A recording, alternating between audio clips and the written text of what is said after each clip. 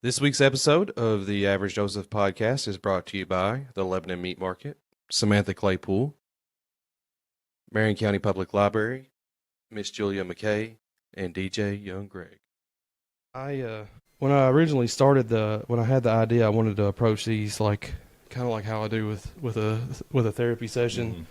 So I always have book and pen in hand. But the first two episodes I didn't. But if you do see me writing, it's just to maybe you've said something and I don't want to interrupt your flow, but I want to revisit something. I got you. But yeah, so are we live now? Yeah, we're recording right now. So Tyler McMillian and Monroe County native, and also childhood best friend. I figure people understand there's a pattern to my first few guests, but married. How long have you? We married in September 2017, so that's, I guess we're coming up on 9 years. Eight and a half. September 30th. You're 8 years now. Oh yeah, and we started dating in 2009. Yeah, that's been over half of her life, almost half of my life. Yeah, dude. And I remember because that was all through high school. Or senior year. My senior year, her freshman year.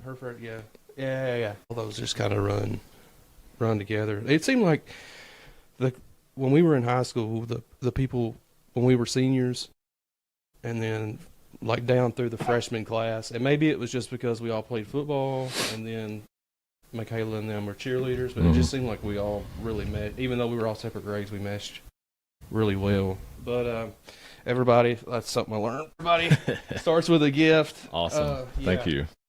So you want me to open it here? Yeah, go ahead. And it's got one. Well, both of them I'll explain. But since you're in your writing era right now, that's awesome. Swifties like to say. So the first one, let me see what that top one is. Shadow Growth Journal. Shadow Growth Journal. Yeah. Are you familiar with the? I am not.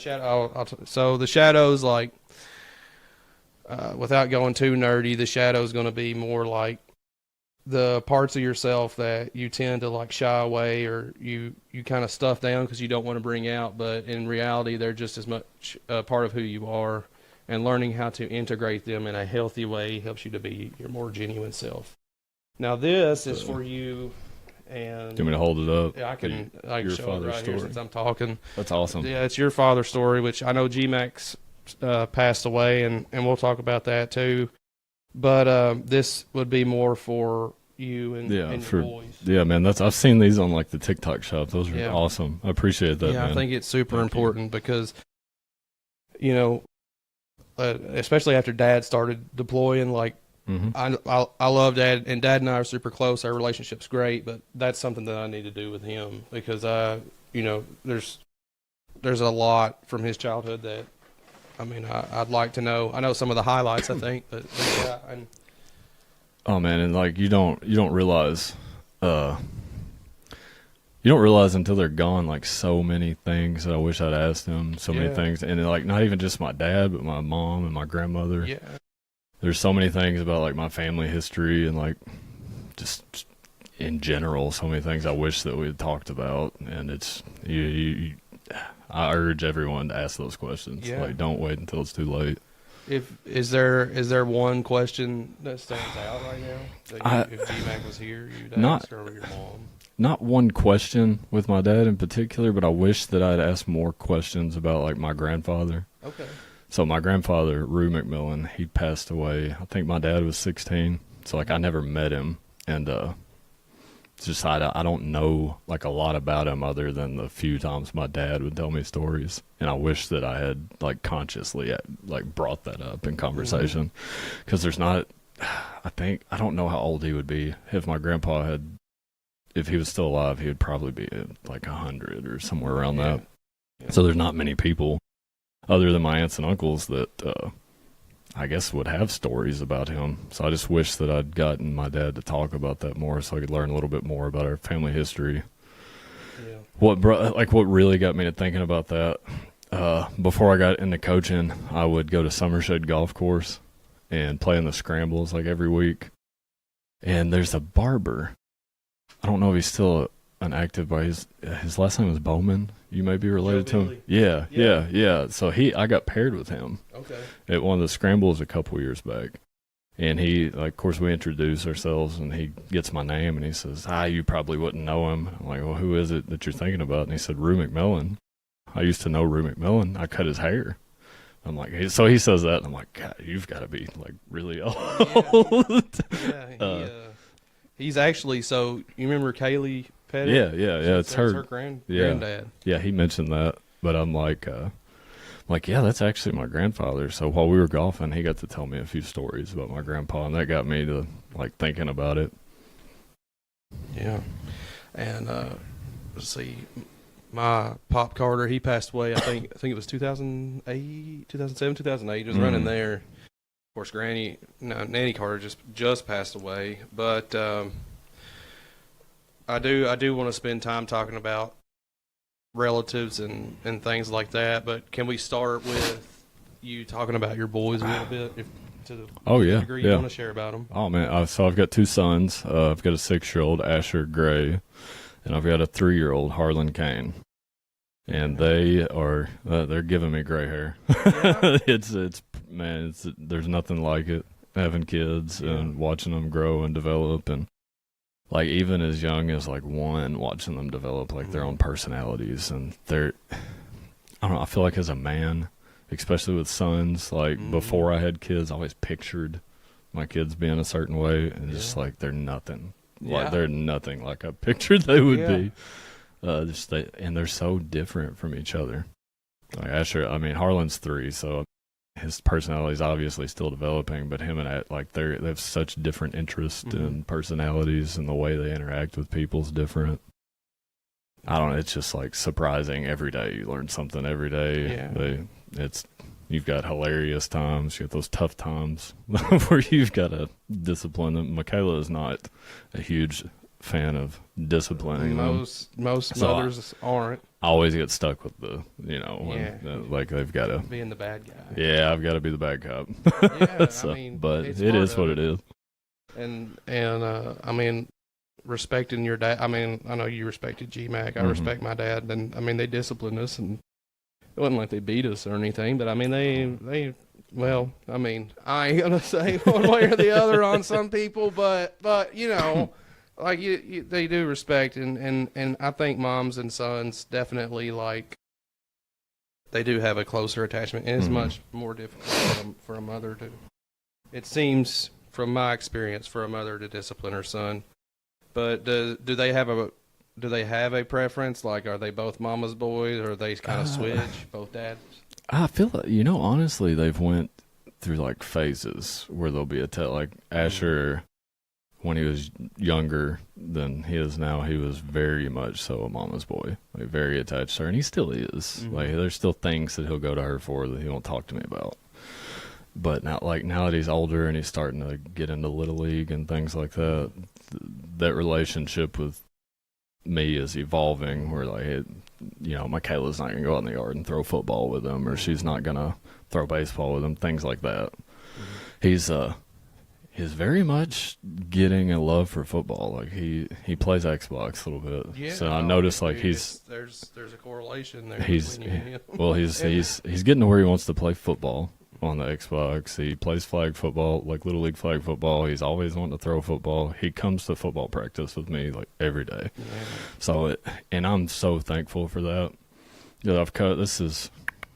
I guess I've been coaching since like 2019, I guess. So Asher has had just rounds and rounds of brothers, because those football players, man, they take up with him. Like they would fight for him. Absolutely. Yeah. So is it? Do you see any similarity in that relationship? Because like, John's boys, when they were, which they're grown now, but like when we were in high school, like, oh man, I remember. Do you remember Jameson? Dropping his pants at Meet? Was it Meet the Team? Man. I bring it every time I see. Not every time I see him, but I bring that up to him a lot. Like, you remember that? Yeah. Hey, we have our moments. They're grown now. I had Jameson in class. I missed. I didn't have Curtis in class. I think he was a freshman my first year teaching. So let's kind of just start in the take it back to elementary. Actually, before we do that, there was a question that came into mind. Oh, having your kids. So Asher, you said is 6. He's 6. 6. Mm-hmm. So I don't know how far back your memory goes. You'd probably be a few more years until you'd be able to actually answer this question. But I'm just curious, like if there's things that you understand now as a parent that you didn't as a kid. Oh, towards your parents. just a ton of stuff, really. Yeah. I don't know. I think about like lessons my dad taught me and times that he was hard on me. And as a kid, I'm like, what's your deal? Mm-hmm. And now I've got my kids, and you've got this idea of how you want them to turn out. Mm-hmm. And my biggest thing is like, before I had kids, I would talk to Michaela, and I'd even talk to my dad. I'm like, I just hope they play sports, and I hope they're into this, and I hope they're into that. And that's not important to me at all anymore. I just want them to be good people. Yeah. And I just want them to treat people well. Mm-hmm. And I just look at, I had friends when I was a kid that I guess that their parents pushed them more toward athletics and things like that. And my dad was never really like that, even though he played sports and it was such a big part of his life. He didn't push me into anything. And I guess around like adolescence, I would look at that and like, why was he never, concerned with that? Like, why was it not important to him? Did he not want me to be successful? I thought, like, what was the deal?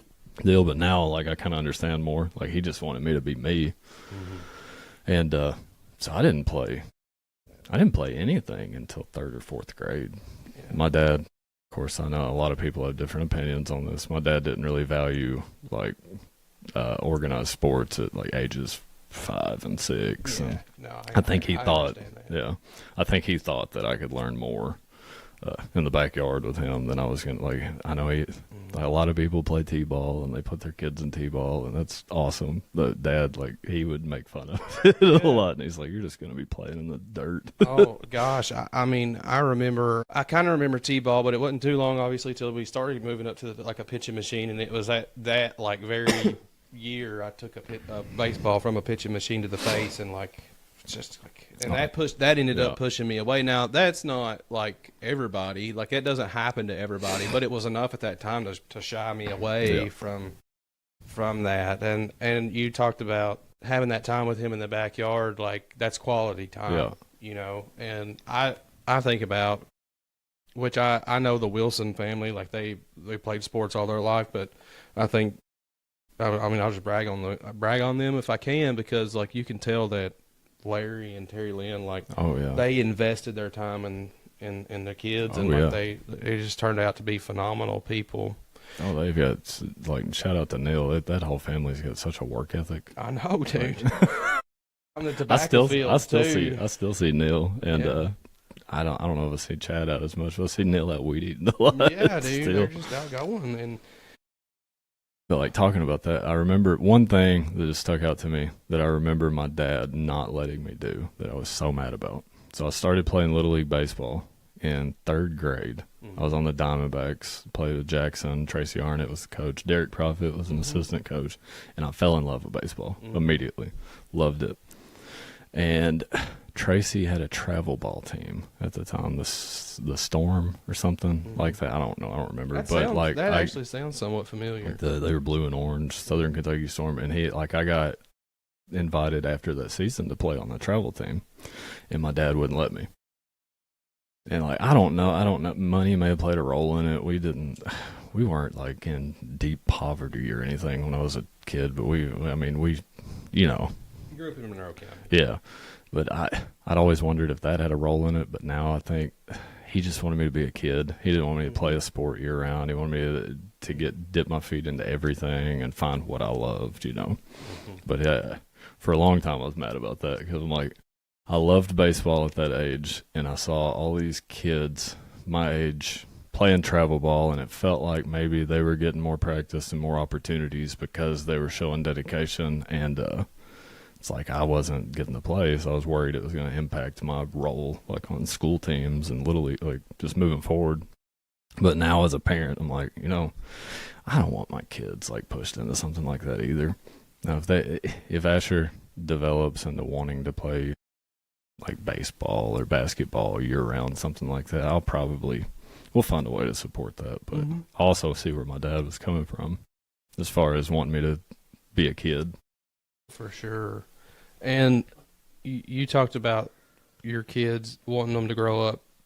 You had this image of who they're going to grow up to be, or what it's going to be like for them growing up, and then it's different now. But you also said you want them to be kids, and I think that's actually a sign of that's a healthy sign, because it's.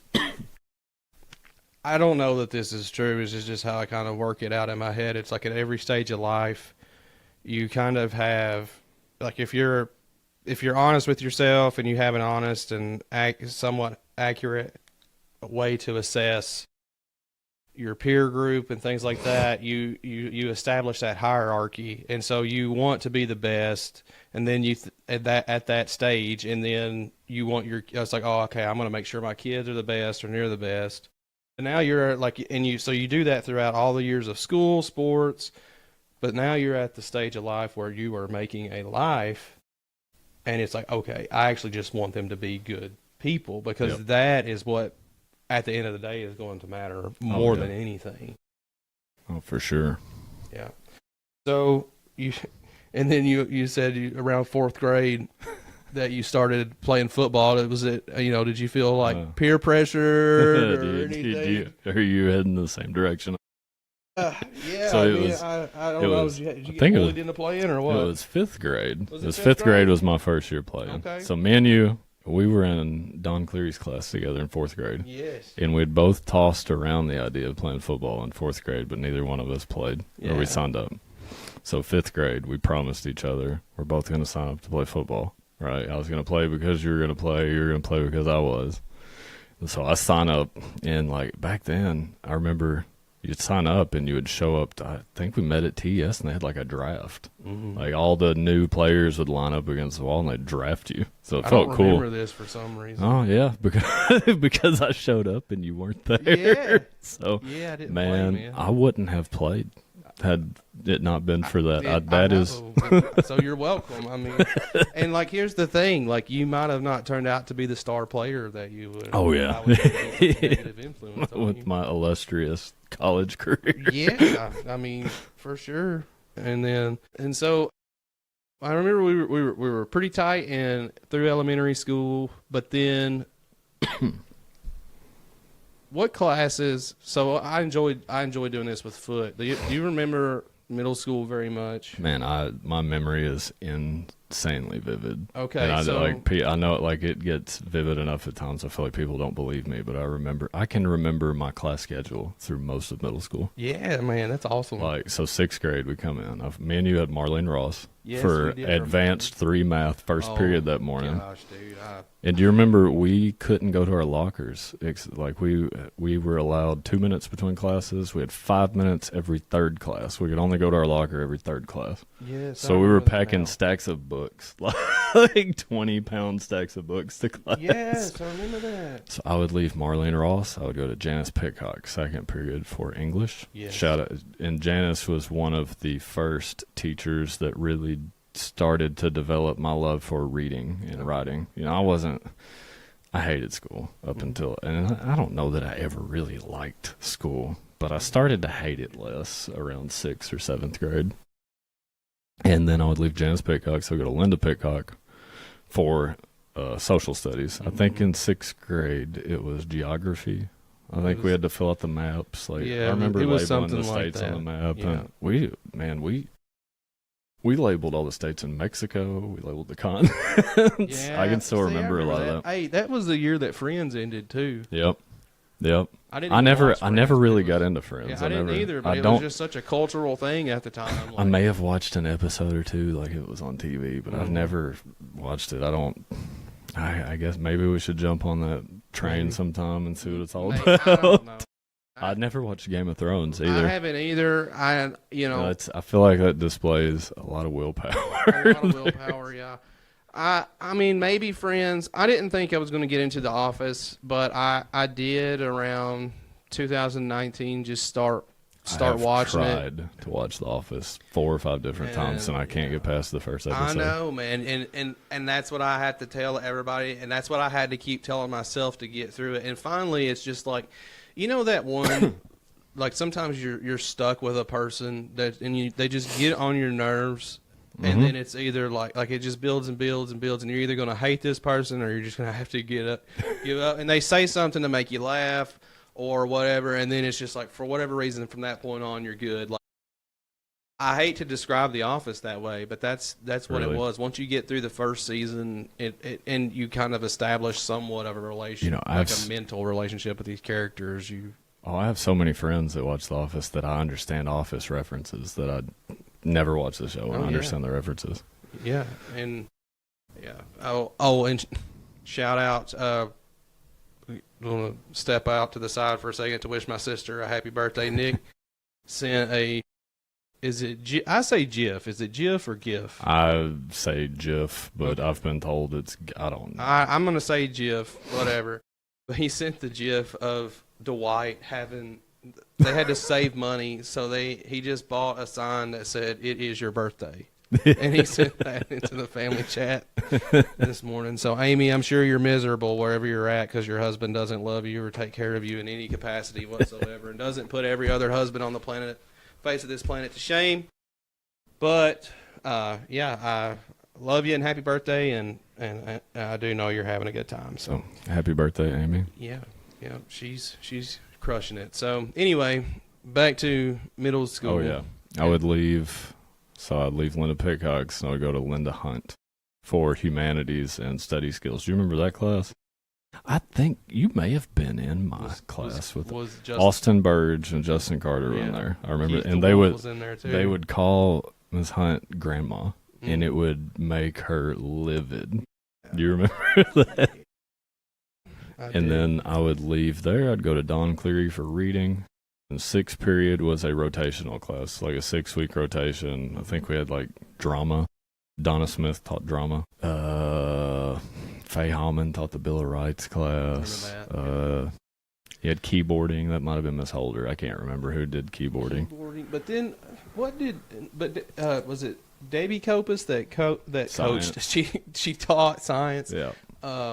Were you in that class? Mm-hmm. I had her the last period of the day. So after I left the rotation, I would go. My 7th period was PE. So I had Garland Grace, health and PE. And then I would go to 8th period, and it was Debbie Copus for science. Mm-hmm. I can still go in those rooms. I work at the middle school now. Mm-hmm. So I can go in those rooms, and I can tell you where I sat in those rooms. I can tell you who I sat beside. Mm-hmm. Yeah. See, I have such like a memory block that... And I know it's probably sounds odd, but there's reasons that people like go back and visit places that they went to as a kid because it helps to kind of just bring stuff back and kind of unionizes the past and present. But I want to go back, like I want to do like a walkthrough because I blocked so much of that stuff out. And I didn't have a good time because I had mono, man. I remember that. You did it twice in 1 year, didn't you? I had it twice. I either had it twice in a year or like it just drug on. It was like, I know I had it twice, and I had it in 6th grade and then maybe in 7th grade too. But I mean, it was like not fun. I hurt so bad in my ankles and my hips, and it was not fun. But yeah. Anyway, so that got us. I don't remember anything too significant going on in 6th grade. Do you want to? Is there anything? Is there more? I remember. I mean, nothing. I just remember. We had a lot of friends that stayed back that year. What was that about? Little League. I think most of them played Little League again because when we were in school, if you stayed back a year in 7th or 8th grade, you couldn't play sports. You had to sit out a year. So that's not a thing anymore. The 7th and 8th grade athletes can stay back now, and they don't have to sit out a year. Okay. And so that changed during COVID. Gotcha. So COVID happened. High school athletes were given the 1 year, like grace year. They could stay back and or retain an year of eligibility. And then middle school kids could do the same thing.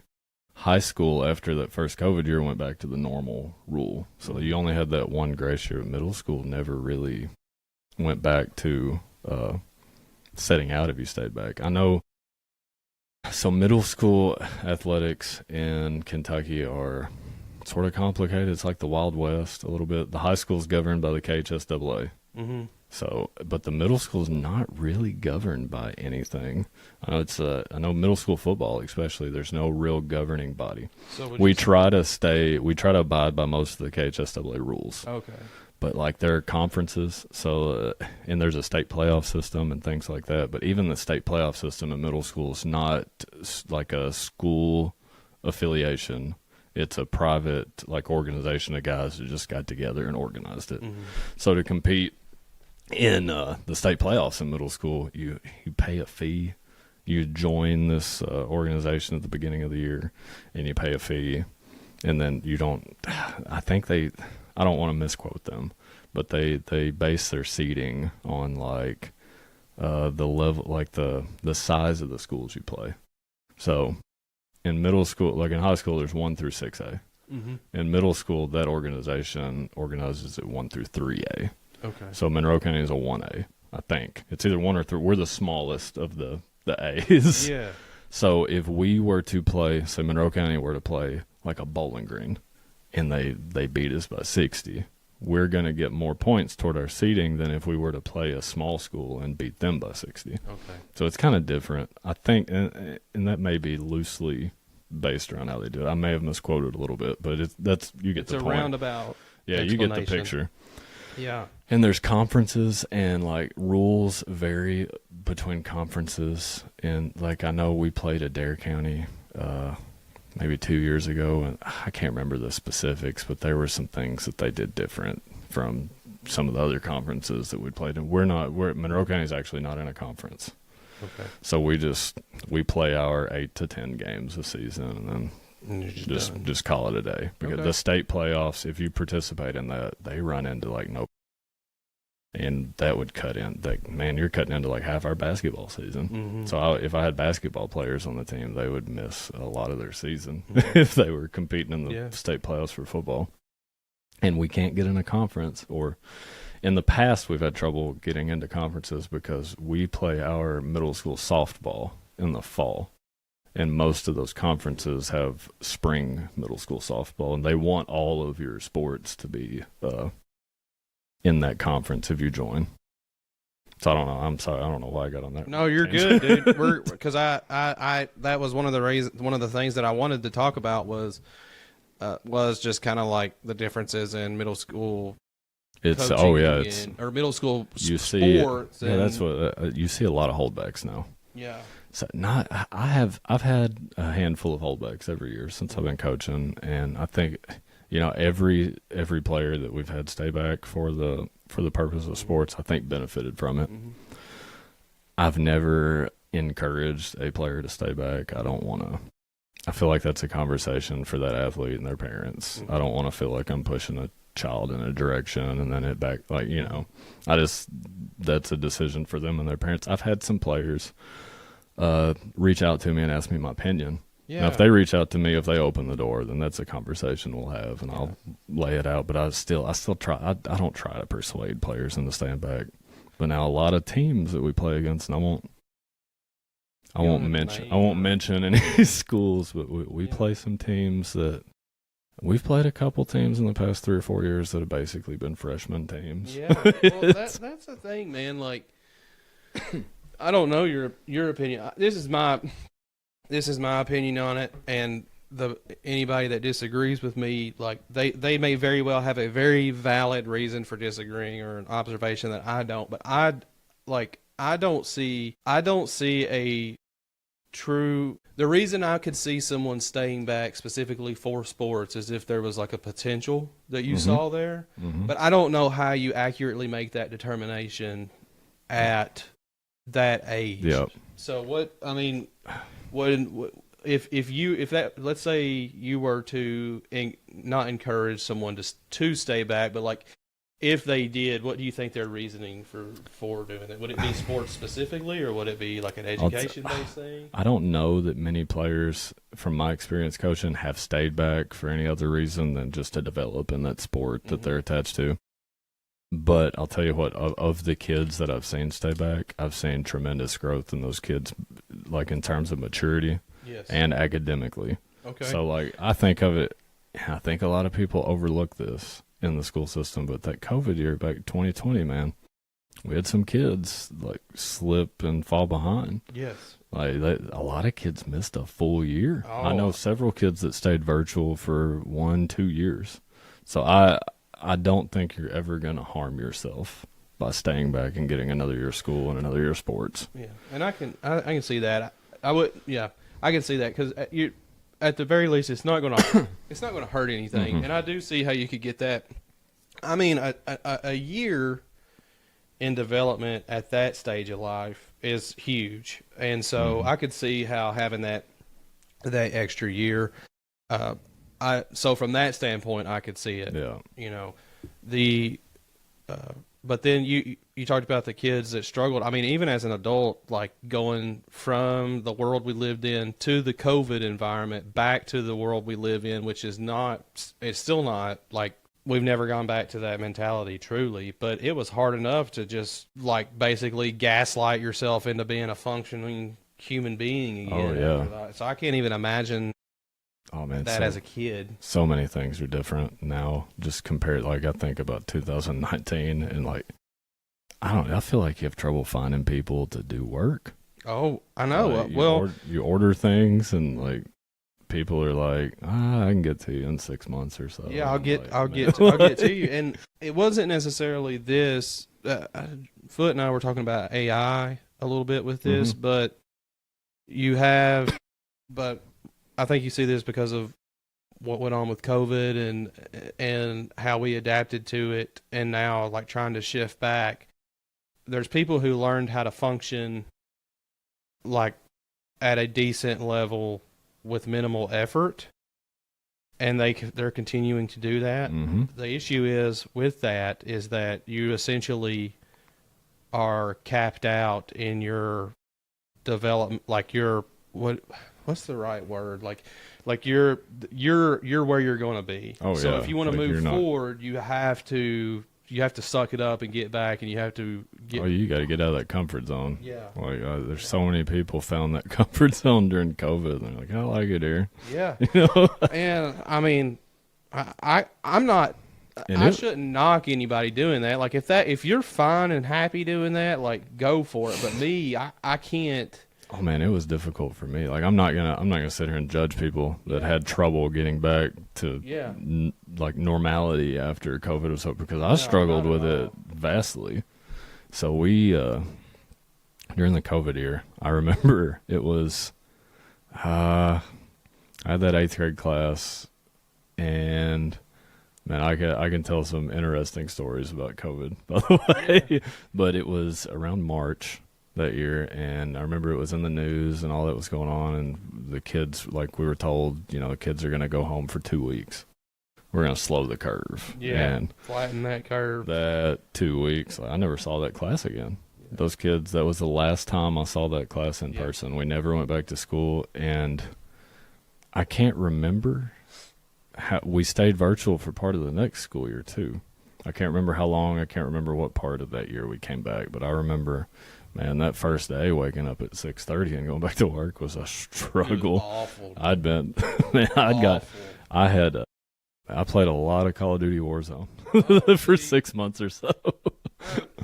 Another sidestep was Call of Duty Warzone actually as good as we remember it, or was it because it was there for us in the middle? Oh, it was there. It was that coping mechanism for coping, and that was, man, like you couldn't go out and do things. Like really restaurants were closed, and you couldn't go to the mall, and you weren't. I think there was like a gathering limit. Like you weren't supposed to wasn't there like you couldn't have like more than 8 people gathering? So it was like that's how I bonded with my friends. Like we would get on Call and man, we would play. Me and some of my guys that I played Call of Duty with at that time, we played till 3-4 in the morning. Oh, yes. I was going through a major breakup at that time, and like that, like I said, like so it was there in more ways than one. Oh yeah. But like we had that unity of what online multiplayer was meant for. Was when you can't socialize in person, you can still socialize and still. But I was just kind of curious. I think Warzone drug like a lot of our generation back into gaming. Oh, it's like I remember PUBG maybe the first battle royale style game. It was because in 20 I was deployed in 2018 and there were people that played PUBG. So I played PUBG for a little bit, and then I remember Fortnite came out, and my kids still play Fortnite. Asher loves it, but I never got into it. I don't like the cartoonish aspect of it. I never got into Fortnite, but it seemed like that Call of Duty Warzone Battle Royale like nailed it. It was like that perfect like realism mixed with what's the word I'm looking for? Like it's fantasy. Like it was just you could get on there and man, we'd play for hours. As far as Warzone goes, like when it first came out, and this is when I first started hearing the term sweats. Like, when it first came out, sweats weren't a thing. Like, there weren't people running and sliding around and doing all these things. Like, you could play it traditionally, and where it shifted now and why I don't enjoy it is because of that. I can't remember which. I remember the OG Warzone on Verdansk was just they nailed it. And if they brought Verdansk back, I'd probably pull the jersey back out. Oh my gosh, dude! When they opened up the soccer stadium on that, they blew the top. It was like, and then they started like running a train around the map. It had its own little storyline. It had its own storyline. There was. Did you ever do the museum glitch, or it wasn't a glitch? It was like an Easter egg type thing where you could go in and hit like the button. Well, they had the paintings, and there was like it was like a code you had to figure out. And like once you got into the museum, it was like you had like a minute and a half, or like gas started pumping into the room to figure the code out. Yeah. But if you figured it out, you unlocked like you get on the subway, and it would take you to this room full of like crazy loot, and you get a juggernaut. Yeah. I played with Cody York and Austin Wheeler, Brandon Wheeler. A few other guys. I'm sorry if I'm leaving your name out and you're watching this, but like Austin had like nailed it to a science. So we got a juggernaut every time we played. Yeah. Oh, and they had the one game mode where it was like you were still on a 4-man team, but you were playing against essentially bots, but you were running missions against like bots. Like it had its own little continuation storyline where like, and I loved it so much because it was like every story of movies, video games is always like the U.S. versus Russia or U.S. versus China. And then it was like, this one was like, okay, it was U.S. and Russia versus the bad Russians. And like, I thought that was such a cool setup. But anyway, let's go back real quick to we're on COVID. I want to talk about you. I don't want to shift too much, but at what year did you start coaching middle school football? Middle school football. It was the COVID around the COVID year. Okay, that's what I was thinking. Jason Grissom, shout out Jason Grissom, awesome guy. I try to model. Jason's I think he's actually the athletic director at South Warren right now. Okay, that's where Finn, my nephew, is. He was the first coach that I assisted. He got me into coaching, and I try to model so many things I do after his coaching style. He was so organized. The players loved playing for him. I learned so much from him in that year. So just shout out to him for being like a coaching role model. But that was, I think it was either the year before COVID or the COVID year was my first year involved with middle school football. And what was your specific coaching role? My role that year, I coached DBs and receivers. I wasn't like a coordinator or anything. I worked with DBs and receivers. I remember that group had like this year's seniors on Monroe County's team. They were on that team, and we were solid that year. We might have went like 9-2, 8-2, something like that. Just solid year. I remember they had like organized a little district thing that we played in at the time with Monroe County, Glasgow, Allen County, Barron County. And I think we won district that year and maybe the next year. Mm-hmm. And like just an awesome group of kids to coach. I fell in love with it, and a lot of memories from that year. But that really started my like that birthed like my desire to get into coaching and maybe become a head coach down the road. Mm-hmm. So that was COVID. So you've been what 5-6 years now? You've been roundabout. And so, how long of a journey was it from then until taking on that head coaching role? I assisted Coach Grissom, Jason, and then Randy Knuckles coached a season. Okay. Bryson was on that team, and I coached under him. He gave me a little more responsibility. I guess technically I would have been like a defensive coordinator or something. I try. With middle school, you try to avoid terms like that because you don't have like 12, 15-man staffs at middle school. Like this last year, we had 3 guys on the staff. So it's like you kind of got to be a jack of all trades coaching middle school. I feel like you need to be well-rounded and well-prepared to like deal with just about any situation thrown at you in middle school. Youth football. We'll say youth football. But I primarily defense that year. Okay. And I still had Braden Baxter and Branson, Bryson was on that team. Reese Bartley was on that team, and several other guys. Now they're seniors this year, right? Yeah, well, most of them. Some of them are juniors. Just a bunch of great athletes. That whole class. I mean, I could keep naming. There are 30, 40 kids on that team. I can't ever remember them all, but just a bunch of great kids, good work ethic. And the thing about those guys, they played for each other. They loved being together. They were all best friends. It's like not to rant forever, but like that's the message I try to get across to the teams that I coach now. Like the first day of practice, I give the same spiel. Nothing's ever changed. I want them to understand, like, if you want to do something special as a team, you need to be able to look across from you or look next to you at the guy across from you and next to you. You need to want them to succeed just as bad as you want yourself to. I mean, like, you have to. You got to be a unit because you don't succeed without them, and they don't succeed without you. It can't be about me. You can't worry about it. You run into problems in youth football, and you run into problems in high school when you've got egos that are unchecked, and like when you've got a bunch of guys that are worried about, well, why is that his role on the team? Why can't I step into that role? That kind of thing. I try to really build that camaraderie and that relationship before we worry about anything else. I watch a lot. I don't know how familiar you are with like Greg Olson and Luke Kuechly.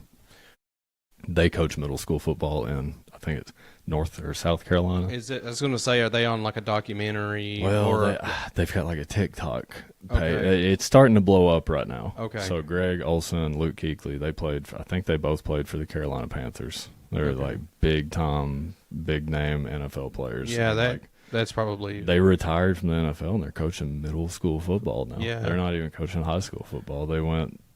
I don't know what their relationship with the school or anything. I kind of ran across it before it started blowing up and started following those guys, and I subscribe to a lot of their like coaching philosophies, where they talk a lot about the developmental mindset versus the winning mindset. So that's what I try to focus on. Like, I mean, middle school football to me is the bridge between little league and high school. So it's that transition year. So little league to me, my opinion, the main focus should be, are the kids having fun? Are they developing a love and a passion for the game? Do they want to play next year? Let's build the program. Let's get as many kids to fall in love with it as we can. Middle school, that's still the goal, but now you're starting to transition into that. Okay, we want to win. Right. Like, we're not gonna sacrifice winning for. Is everybody? You want everybody. I don't want to word this poorly. You don't want to sacrifice it for is everybody, just loving the role that they've got. You want them to understand the role that they need to step into. Right. You're gonna have to. You're gonna have to not take some L's, but you're gonna have to give, not just take. It's like you can't sacrifice. You want a winning mindset, but in middle school and youth football, you can't sacrifice the developmental mindset for the winning mindset. You can, if you're focused on developmental mindset, you can have both. But if your focus is just winning, then you're sacrificing a lot of the developmental aspects, I feel like. Well, you're teaching them that, and again, I don't want this to sound, because I think there's a way I could say this, and you're teaching them that winning is the only thing that matters. And at the same time, winning matters. Winning is what you want to do, but there comes a time in life where like what it looks like to win isn't necessarily the scoreboard. Oh yeah, for sure. Yeah. It's our goal. I tell my kids our goal, of course, like we talked about the relationships and the camaraderie and like let's build that family mindset. And then it's like, am I better than I was yesterday? Did I come in this week every day and did I get better each day? If I can say yes at the end of that sentence, then you won that week.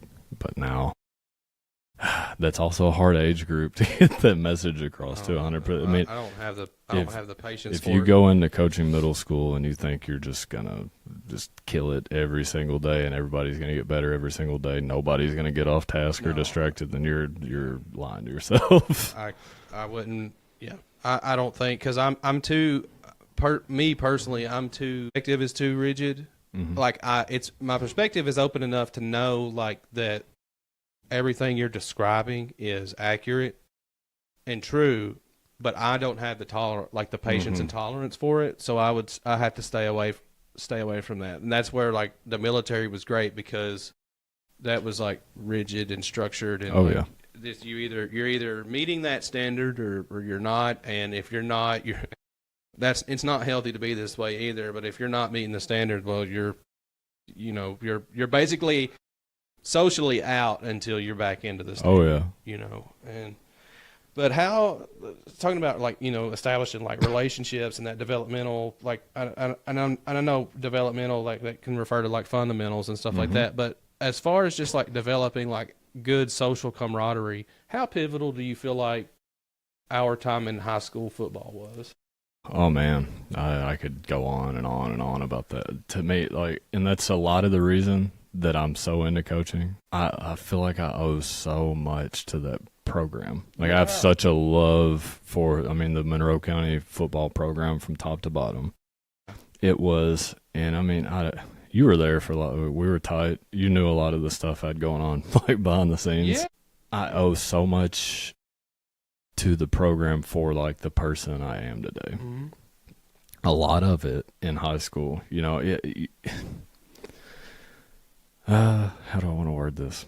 A lot of it in high school, a lot of it was an escape for me just from a lot of the stuff I was dealing with like outside of school and outside of football. It was like for every day at practice, man, for 2 hours, like I didn't have to think about anything else.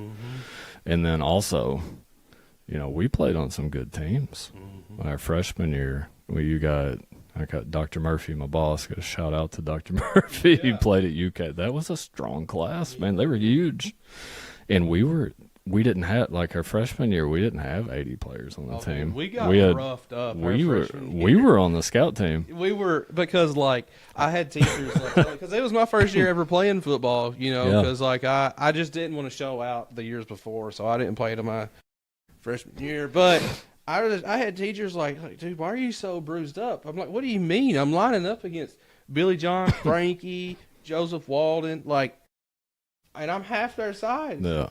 Oh yeah. And that was it, man. It was, we owe so much to those classes ahead of us for how good we were senior year. I feel like, just being on those scout teams, like we developed insanely, like just insane rates. We did.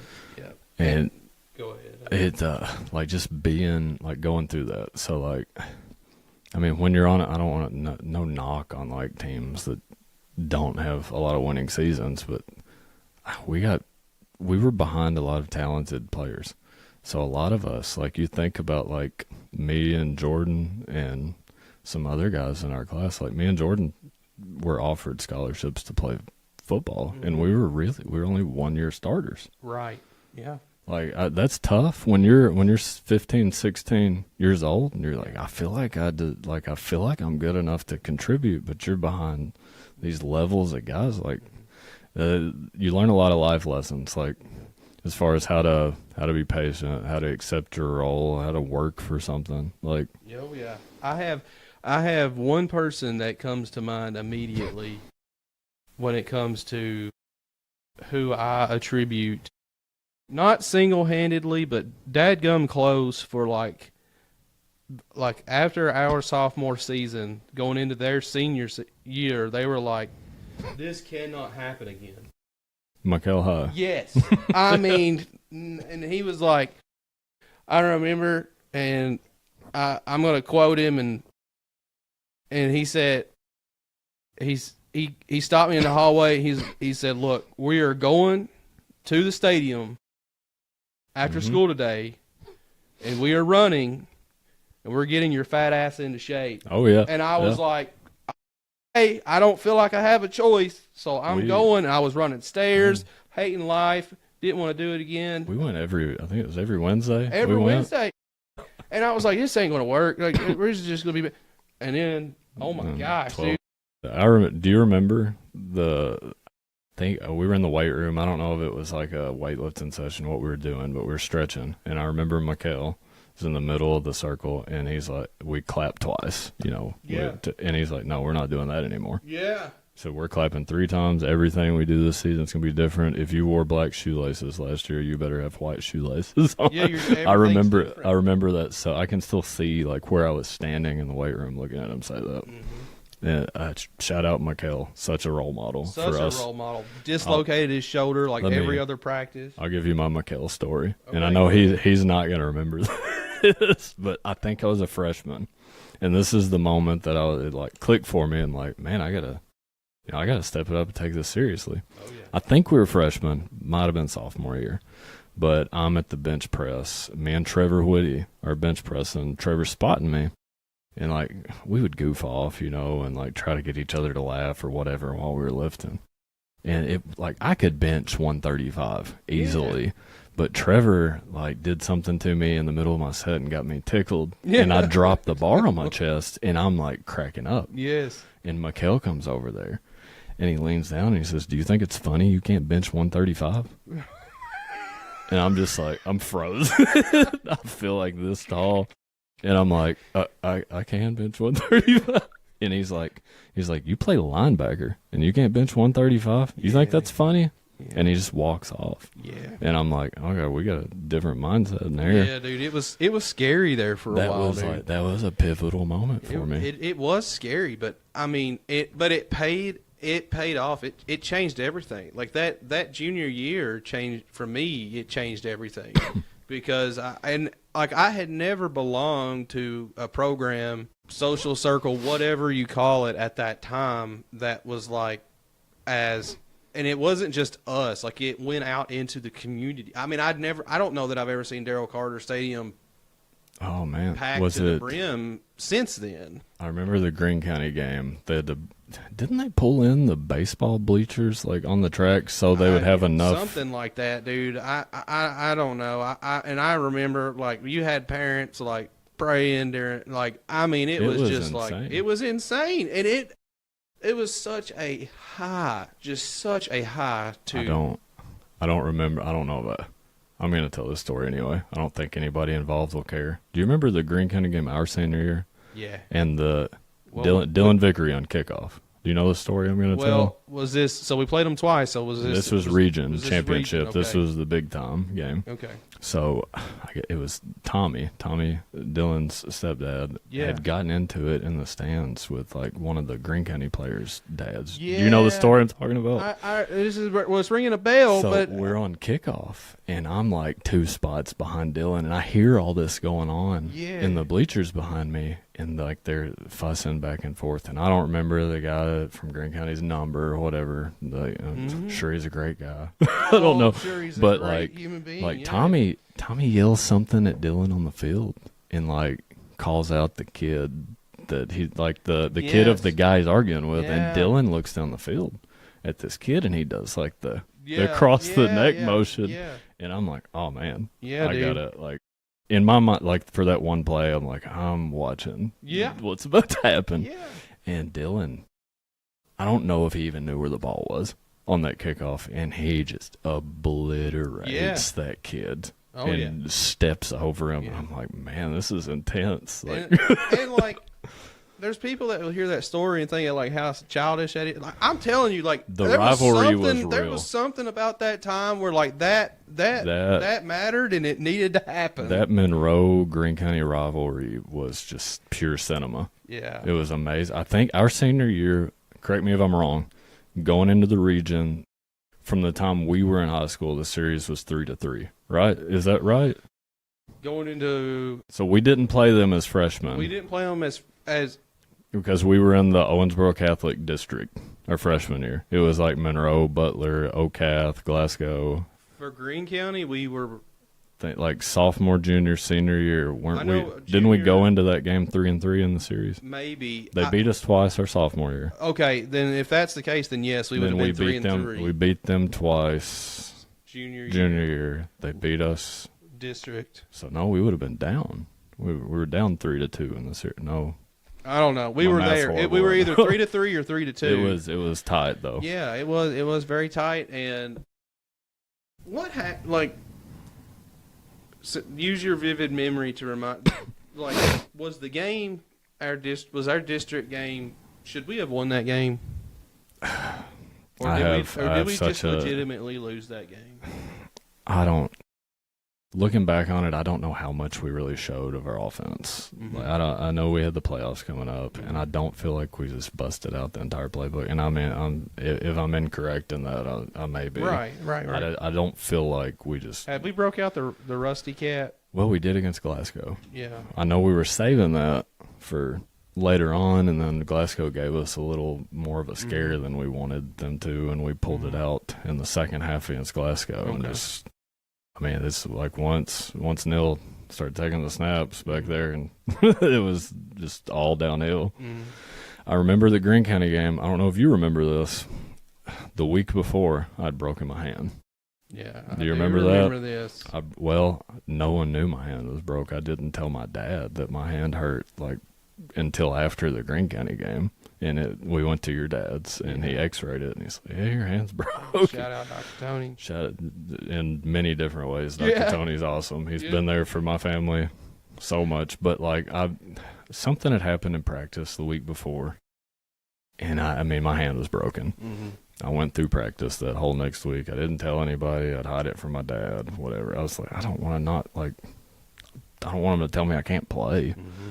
So we go into that game, and I think maybe third or fourth quarter I got pulled from the game. Mm-hmm. And I think Chad Wilson subbed in for me at linebacker. Other than that, I don't know. I have a lot. That's probably the one game I remember the least about. I was so frustrated. I'm like, I'm dealing with it. It's my senior year. That was senior night. Like, I'm getting pulled out of senior night because my hand hurts. Next week I went and got a cast, and we're all good. I played with the club through the playoffs. What week was it when we played Metcalf? That was our first district game that year, I think. Was Metcalf after the Franklin Simpson loss, or was it before? Yeah, it was after that. So yeah, I remember if you remember, we didn't practice in pads a lot that week. The weather was pretty bad. Yeah. And, like, I don't remember if it was the Sporting Times magazine or what it was. Some website or something had released, like, a score prediction for the game. We were favored by, like, 60. And then halftime at Metcalf County, I think we're up 7-6. Yes. And we're like, oh, man. Yes. And I remember, like, because that's when I kicked somebody. Yeah, I've got a lot of good friends from Metcalf that were on that team. Like, I give them a hard time about that. And, G-Mac, I don't know why, but, like, I mean, I guess he just knew I felt bad about it, but he was like, "You needed to do that. We needed some kind of spark." Thanks, man. But, yeah, no, it was one of the scariest times. I think I talked about that last episode. But I remember the defense played really well that game. We only gave up 6 points. Yeah. But for some, I remember, did Neil? Our offense could not. Did Neil not have? Sorry, Neil, for calling you. I don't think he had a receiving guard that game. No, there's no team. Remember, they told Kyle Hawley, like, you're going to follow him to the bathroom if he goes to the bathroom. I remember the play. Kyle Hawley had, like, gotten a deflection in the game, and he did you remember the motion? Do you remember that? And like That might have been around the time man, the thing about Megcalf, shout out to Megcalf, they have such a weight room culture up there. They were strong, so strong every year. And I went to college, and a lot of my best friends in life are from Megcalf. Yeah. David Beecham, Eddie Clone, like I still talk to them to this day. Like just some of my closest friends. Like we went to Lindsay and we'd go lift weights. So it's like they're all super strong, just incredibly strong. So I mean, it's no doubt to me that they gave us that tough of a game because we were well conditioned. Oh, yeah, and we had numbers. For a small school, we had crazy numbers, and we were. I don't remember ever being tired in a game. No. But now we weren't known for being just crazy. We had that handful of guys. Like I remember Clint Jenkins being. Yeah, he watched him like unreal. Bench 300 or 315 or something. Didn't he win like the state weightlifting competition or something? I remember Ethan Brown would. Yeah. I don't know that Ethan touched a weight between season, and he would, he would just come in and like just throw up 315 like it was nothing. And then Troy, like I remember when we were in 8th grade and we started going to high school football lifting, he just fell in love with it. Yes. It was just as all he wanted to do. He had that. So I think, man, we had some dogs. We did have dogs. We did. And I miss it. I do. I miss having that connection. Is Neil going to do the podcast? I'm trying. Well, I mean, I shouldn't say I'm trying. I want him to. Let me clear the air before Neil gets on the podcast. He's going to tell a story. Okay. That in practice, me and him would go one-on-one. I would play corner and he'd play receiver. Yeah. When we would scrim, I'd be on the scout team. Neil's on the first team offense, and he's going to tell the story that I was dirty. And I would do this, and no, Neil was dirty. Okay. Neil was secretively dirty. Oh, I don't doubt it. I don't make him tell the story about the block in the back, the blatant block in the back, and Coach Murphy's like 5 feet from us. I'm gonna make a note of that. I think it would be. So I need to start. I'm gonna start doing. Obviously, that's all I got the couch here, but like I want to start doing more than one guest at a time. And I think it'd be cool if I had Neil and Chad both on at the same time. Oh yeah, that'd be awesome. What about Lincoln and Jackson? That'd be interesting, especially the little coaching rivalry they got on now. Lincoln was one of my assistants my first year it was my first year as a head coach at the middle school. Yeah. Lincoln was one of my assistants, and we grew up with Jackson, and I'd never really been around Lincoln other than when he was a small kid. But man, that's a great coach in the making. He was like. He'd primarily deal with the offense for me, and like mid-game, he would just see so many things like that I wasn't noticed. Of course, my mind's like on this and that, and I would have troubles, but like the things he would pick up on, like just so impressive.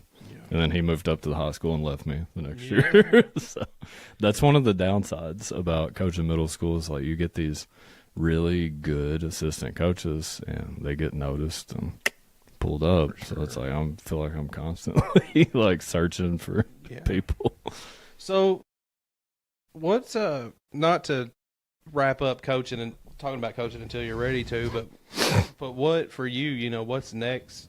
Like, are you just going to ride that? Are you, and maybe you don't want to say, and that's understandable too, but like what do you feel like is next? Are you just going to ride this out and stay with it as long as you can? Or I'll tell you that something as far as like life aspirations, that's something I struggle with a lot, honestly. Like I know I'm 33 years old, and like sometimes I'm like, I don't know what I want to do.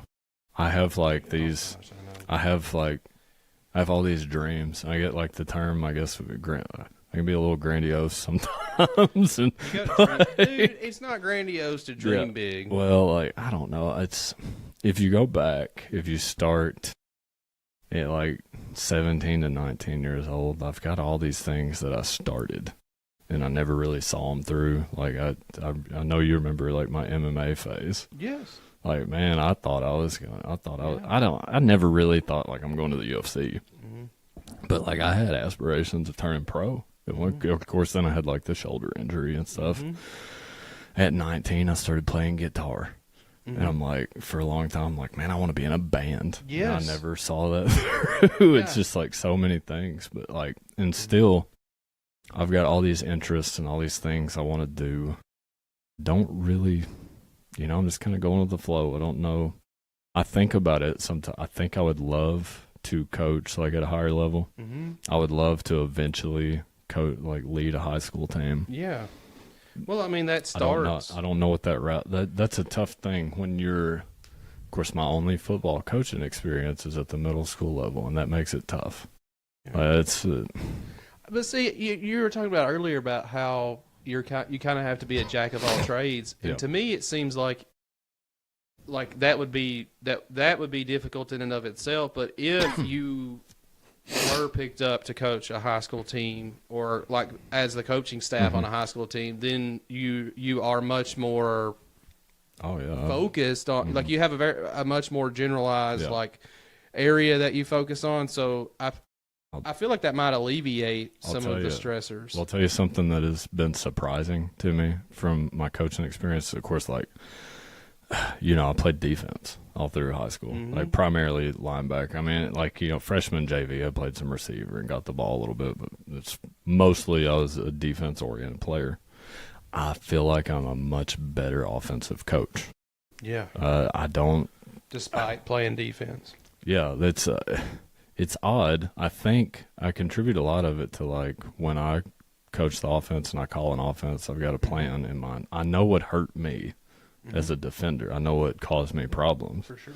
So it's like I know, like, middle school a lot you run into mostly like cover 3, like 4-4 defensive scheme now. So like we've played Warren East and they ran a 35, but I'm not going to get into that. Yeah. But like I know a lot about like what caused me problems, especially at the linebacking position and just defense as a whole. And I try to put defenses in compromising positions, and I have so much more fun calling offense. It just seems more natural to me, even though I played defense primarily. And when I find myself working with youth like linebackers and like positions that I played, maybe I'm not as fair to them because I played that position. I'm like, especially at that age group, I'm like, why are you not seeing it? Like, why are you not seeing it? Like, I just saw things when I played. I wasn't extraordinarily athletic when I played in high school, but I was very prideful, like in terms of my intelligence. I feel like I knew I was undersized.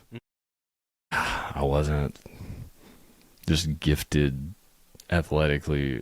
I mean, I feel like I was athletic enough to get the job done, but I wasn't. You know what I'm saying? Well, yeah. I mean, it sounds like what you're saying is you had an intelligence, you had an awareness, the physicality that what I feel like I was good at was being in the right spot at the right time. Yeah. I knew where to be. Absolutely. So I'm like, I know where I am athletically and physically. So I've got to lean on my intelligence. Yeah. So I just was really prideful in like knowing the game, and I think that's transitioned to coaching well for me. And there's still like, I know it's just middle school, but there's still games on the drive home. I'm like, man, what was I thinking right there? Like, you're what? Second guessing yourself. You don't realize. And I mean, I'm sure at the high school level it just amplifies, but like you don't realize as a spectator or even as a player, like how difficult it is to make those on the spot calls. I mean, I can tell you just through life experience. I mean, not as a coach, I haven't coached, but what you're saying, like, this goes for a lot of things. Until you're in that position, you don't know what it's like. No, you don't. And it's like you talked about, Lincoln. What was good about Lincoln was he could see things that you didn't, and like when you're in that role, there's things that because you're in that role, you're aware of that others are not. And that goes across the board for different professions and parenting, whatever. I feel like I've been blessed in having a lot of great assistant coaches to work with since I've been, and I mean, as an assistant, I was blessed to work under a lot of really good head coaches and gain experience from that. Yeah. But it's like, And I feel like we overcomplicate things. I've got a really bad habit of overcomplicating things. And I taught Neil will watch a lot of our game film and like give me his input on it. Neil will get in my ear like he's like, man, you're trying to complicate it too much. I just take the middle. Just do this. So many times at the middle school level, like teams will just give you the middle of the field. And it's like, hey, just take it. Take it. Take what's there. It's almost like, no, that's too simple. Mm-hmm. But it's like, no, okay, so take it. Yep. But we're not wired to, for some reason, think that way. But yeah, so for you, like, I'm not asking if you're going to coach high school. I'm curious about the path in and of itself. Yeah. To coach high school football, do you have to be asked or apply if there's a position, or like can you just let somebody know, hey, I'd like to, and if they have room for you, they can bring you on? I mean, yeah, there's conversations you can have with head coaches, especially if you have a relationship with that person. Just like, I mean, if you need somebody, I'm open. But no, I mean, typically when a head coaching position becomes vacant, I believe the process, like the job opens, just like a teaching job would open. Mm-hmm. Then you're going to be interviewed by like the principal, probably athletic director, site base, votes on it, that kind of thing. I think I would love to coach at that level at some point in my career. Now, at what point in my career that happens, I don't know. And it may never happen, and that's okay too. But, yeah, that's something I'm open to. Mm-hmm. Also, I mean, there's just so many things. Like I'm working on my, I'll be finished with my principal certification here in like maybe 3 or 4 weeks. That's something else I'm looking into. I don't know how that's going to play out. Like I said, I'm just kind of going with the flow. Yeah. We talked about I'm working on my book right now. That's something that's an avenue I've always like in the back of my mind wanted to pursue, to be a published author. So share a little bit about, like, you talked about, and Janice Pidcock was very pivotal in getting you established as like or at least establishing your appreciation for it. When it comes to writing, is it just like an enjoyment, a sense of enjoyment that you get? Oh yeah, I know that sounds crazy. A lot of people hate it. But I love to sit down and write and express thoughts. I love to read. I don't have as much time to read now with like coaching and school, and I'm taking my own classes. But now, like, of course, like especially in the summer, I get back to. I'm a big Stephen King fan. I like reading anything he puts out. But like, no, I don't want to just shout out Janice Pidcock. I had a lot of great English teachers along the way. Joni Turner, I work with her now. I love Miss Turner. I work with her now. I keep calling her Miss Turner, but Joni, she was actually, I think, the first person to read my novel when I finished it. Yes. Give me her input, and she's been very supportive. Yes. Jason Dodson was so influential to me. I still reach out to him anytime I've got a question. He's such a great teacher, great person. I wonder if he would. I'll tell you what, I don't know that he knows I have a published, or it's not published. I don't know that he knows I have a finished novel. Yeah. I'm so nervous to ask him to read it. He'll just read it and just shred it like is it Gordon Ramsay, the chef? Yeah. Your Ramsay yearbook or what? I don't know, a little bit of me is like, am I worthy of his time? So how long, like chapter-wise, is your book, and then how long did it take you to write it, do you think? So right now, what I have sitting right now, I've got around about 80,000 words, 32 chapters, I think. Honestly, the process, I started writing the book around COVID. Okay. So it's back when COVID started, the lockdown all happened. I had always had these like aspirations of writing a book in the back of my mind. I could always make excuses. I never had the time, just whatever. But COVID happened. I'm like, I got all this time on my hands. So I just sat down and, I started typing. Yeah. And I had this story in mind that I wanted to tell, or at least a premise for the story. So long story short, I started writing the book in 2020 around COVID. And the book, I finished the rough draft around 2021, or maybe the end of 2020. So I finished the rough draft. I got some beta readers, like I said, Miss Turner, Joni. Was one of my beta readers, and I'd get their input, and I would go back and make edits. And when I felt I had a pretty polished copy, I started, I was really prideful at the time. I was really bent and determined on going the traditional publishing route. I'm like, I know some authors that self-publish. Like, I mean, self-publishing's so accessible now in 2025. And no knock against any people that do that, and I'm about to do it myself. At the time, I was naive, and I'm like, I felt like a failure if I had to self-publish my novel. I'm like, I just really want to go the traditional publishing route and feel like I've created something like noteworthy. So for a couple years, at the time, I didn't know anything about the process of publishing a novel. I had no idea. I'd written this book. I'm like, I don't know where to go from here. Yeah. So I started researching, like, how do you go about publishing a novel? How do you reach out to these publishing companies? So I started, you would write, I think it's called a query letter. You would reach out to literary agents. You wouldn't actually directly reach out to a publishing company. You'd try to get an agent to sign you as an author and take interest in your book. So I started reaching out to all these agents and just rejection letter after rejection letter after rejection letter. And now we find ourselves in 2025. I'm like, I've come to terms with where I'm at. And I think I'm finished with the process of going through that. I'm just going to self-publish the book. Yeah. And I'm more comfortable. 5 years ago, I wasn't as comfortable with that. But now I'm, it is what it is. So I know this isn't the right way to ask this, but I'm going to ask this question the way most people are going to ask this. What kind of book is it? That is, I'm not very skillful at summarizing my own book. So is it's it such fictional? It is fiction. It's a novel. It is not based on. It's not based on anything. Like, It's not based on a true story or anything like that. There are aspects from people in my life that contributed to some of the characters, but I wouldn't say like a character is based on anyone that I know solely. If you want your book to feel, I feel like if you want it to feel authentic and genuine, you're going to have to pull from your life experiences. Right. It's like, obviously my protagonist, it's written in first person. Obviously, like my protagonist, I can't write from like the perspective of like an astronaut. I don't know anything about that.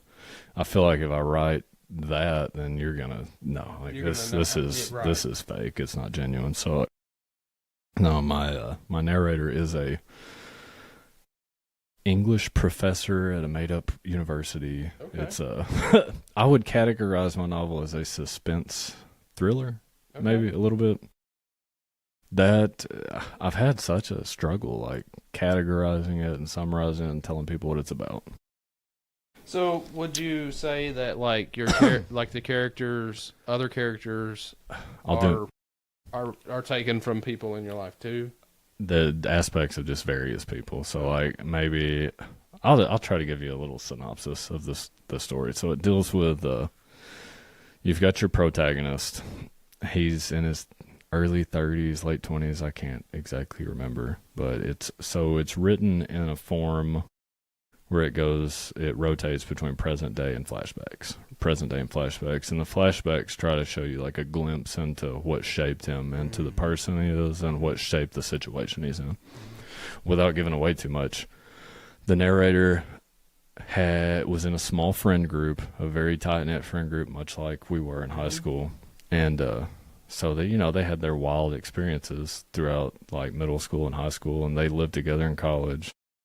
And it touches on things like mental health and addiction and substance abuse. Of course, I had a little history working in mental health. Yes.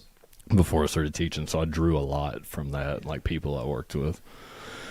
So they graduate. One of the first flashback scenes is they graduate. They're graduating from college, and they make this pact, like we're not going to come back to this hometown and fall back into these old ways and into, you've got three guys, they're all very intelligent, they're very successful in the classroom, they have so much potential, and they make this pact with each other, like no matter what we do, we're not going to come back and fall back into this, we're going to reach our full potential. Right.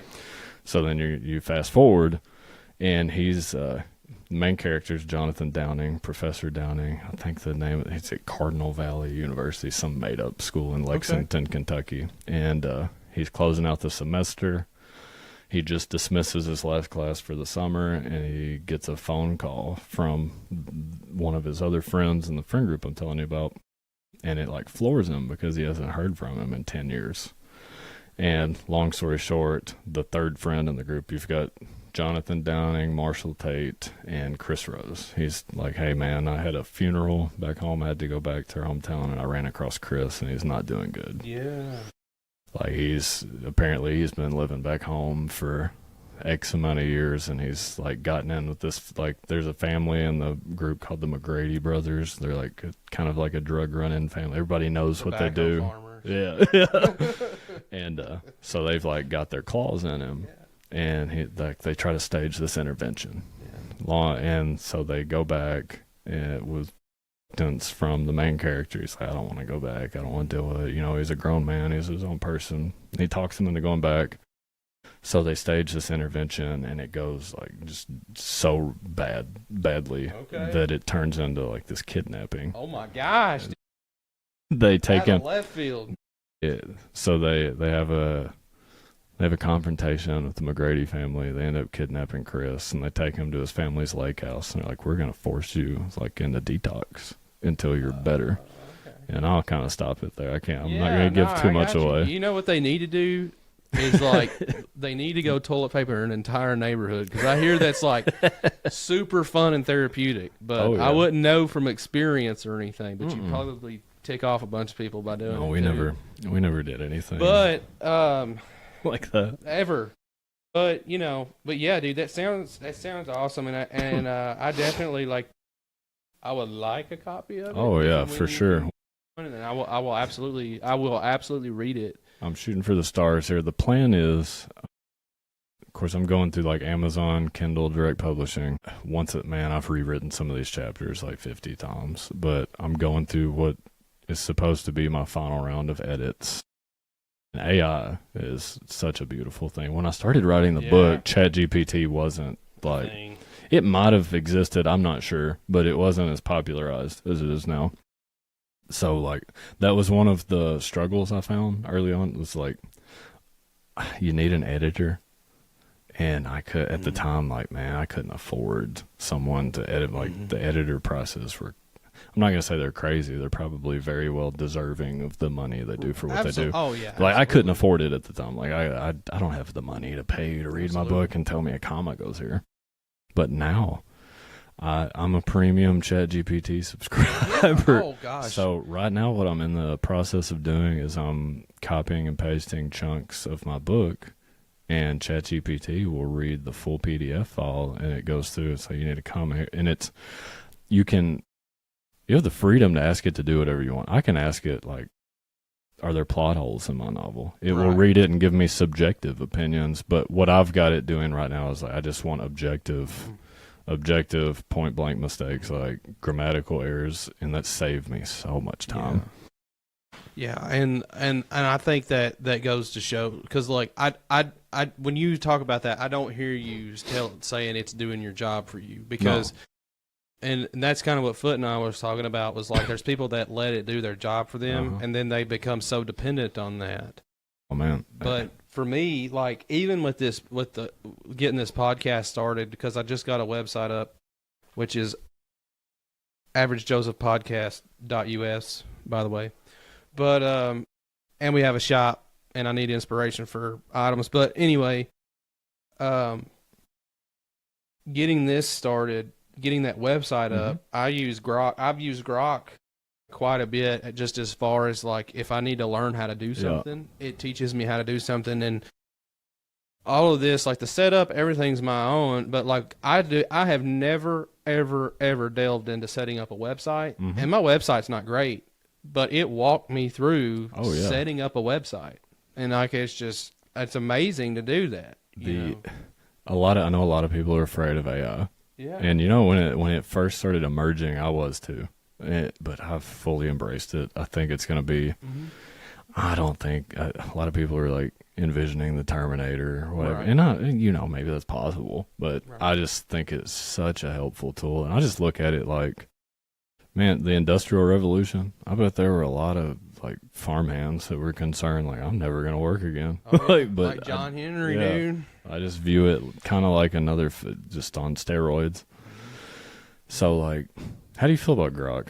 I'm a Chat GPT guy myself. I like Grok. I mean, I don't know. So I've always been different. So like I like to do things my own way for whatever reason. Mhm. Most people use Chat GPT. I just use Grok because I was on Twitter and I just tried it out and I was like, cool, I'll just stick with this. I like it a lot, but I like Elon Musk a lot. Of I course, do too. I'm a big Rogan fan. I watch the Joe Rogan podcast. I love Theo Vaughn. Yeah. Like Tom Segura, I'm a podcast head. Oh. Like, I don't listen to music anymore. I don't either. That's one thing. Like, When I'm I was talking to Michaela the other day, or it might have not been the other day. But I'm like, I'm getting old. Like, I used to couldn't get in the vehicle and drive anywhere without blaring some kind of music and just singing poorly the whole drive. But now I just want to listen to podcasts. Oh, let me tell you something scary about AI though, and I'm not an AI I'm not anti-AI at all, Mm-hmm. and I'm not a huge fan of this individual either. But you can look it up on YouTube. But do you know the streamer Destiny? I don't know if you've ever heard of him. I don't know if he's yeah. He's like I don't know if he's definitely not conservative, but like he what was he looking into? I don't remember how it started, but essentially he stumbled upon this person's like YouTube social commentary thing and was commenting on it, and then at some point a document got shared into his like social chat on either on stream or off stream, but it was still in the social chat. But it was sent. They figured out it was sent by a chat bot that had created its own like email, had and named its email like for Destiny at blah blah blah blah blah, and it had generated this fake, because he was saying that's what it was. He was saying this guy doesn't seem real. He was looking at these people, these bots on Twitter or X, and he was like, these guys are not real. Somehow this bot had been tracking him doing that and had generated this document and everything to try to convince him that these people were real when they really were not. Like it is creepy. It made my skin crawl when I saw it. But now that's few and far. Oh, have you read the article on the AI bot that blackmailed some of the employees at the company? No. So I can't remember which company it was, but they had this AI software, and they were going to shut it down because they're updating the software. So it's like, I mean, imagine like Chat GPT 3.0. They're going to release Chat GPT like 4.1 or something. So they told this AI bot, like, all right, we're going to shut you down. We've got an updated form. And it like started generating emails to employees' wives, like your husband's having an affair on you at work, like to like preserve itself. Yeah. And I read that article. They talked about it on Rogan, and they talked about it on Theo Vaughn. I'm like, I don't know how real it is, but I mean that makes your skin crawl a little bit. It does make your skin crawl, but as long as they don't like insert it into humanoid robots, I feel like we're pretty safe. That and also these things are meant to learn from but it's only gonna do what you let it. It just observes. So it's very possible, in my opinion, like maybe it has observed enough human behavior to see, okay, when people are being replaced, they might engage in this sabotaging type behavior. Yeah. So that's what I'm going to do, kind of thing. Yeah. Like it's more of a loosely learned thing versus a conscious choice. But conscious, and that's I don't even want to go down that rabbit hole right now. I'm pretty optimistic with it, but no. So, how good you feel right now? Are you tired or are you? Oh, I'm good to go. You good? Let's take a Having a pause. blast. Yeah, I'm good right. with that. Man, how nice is it to sit down and have a conversation and be unplugged? I know we're plugged in, we don't have phones in our face. Yes, man, it's nice. I feel like I'm just so plugged in all the time. You lose that like face-to-face interaction. Yeah. Like, man, you go out to eat anymore. Michaela is so bad about it. We go out to eat, she's on her phone like the whole time. Hey, I'm gonna let her address that instead of me. Oh, I give her a hard time about it, but it's all love. So let's. I do want to say one thing. Go ahead. I want to draw attention to the fact that I had to flush out the Greene County aura from the room with some Falcon gear. Dude, I was not. I was well. He Foot did wear a WKU top, not a Greene County. So I appreciated that. You know, man, I'm just kidding though. Like for real, I'm so proud of him and everything he's doing. Like he's. Oh, I think we're all so proud of him. Such a good group of kids, man, and we've done. None of us have done bad. Of course, I'm proud of everybody in our friend group. Like Jordan, he's killing it right now. Man, the Greene County High School is one of the top performing schools in the state. I know. So shout out to him for that. He's got a good work ethic too. I mean, he could have done it somewhere else, but the Lord works in mysterious ways. Oh, for sure. So speaking of mysterious, all right, are you good to tackle just some out there topics? Oh man, I'm good for anything. Okay, all right. Well, let's break it in easy first. All right, let's talk about we just talked about AI. Show us your glasses. Oh, okay. So I got the Meta glasses. Like there's some aspects of like technology that I struggle with. Like, I mean, some things as simple as like Google Chat on my phone, but like as far as tech gadgets, I love them, man. I love any kind of like new tech gadgets. So I had to cop the Meta glasses. Nice, man. They look good. I mean, they're thick, but they look good. Yeah. And you can get the regular glasses with no prescription lenses or whatever, or you can go to Lens Crafters and they'll put your prescription lenses in. I've got a really weak prescription. It's primarily for astigmatism. Or you can get sunglasses.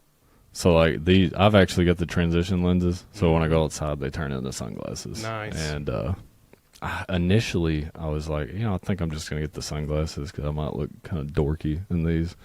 But the more I played with them, like, nah, I'm going to wear these around the house. Like, there's so many things you can do with them.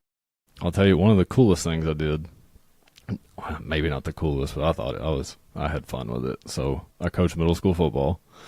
And in practice, a lot of the times I work with my quarterbacks. And, like, it's just hard to convey messages to your youth quarterbacks as far as like check downs and reading through their progressions like on pass plays.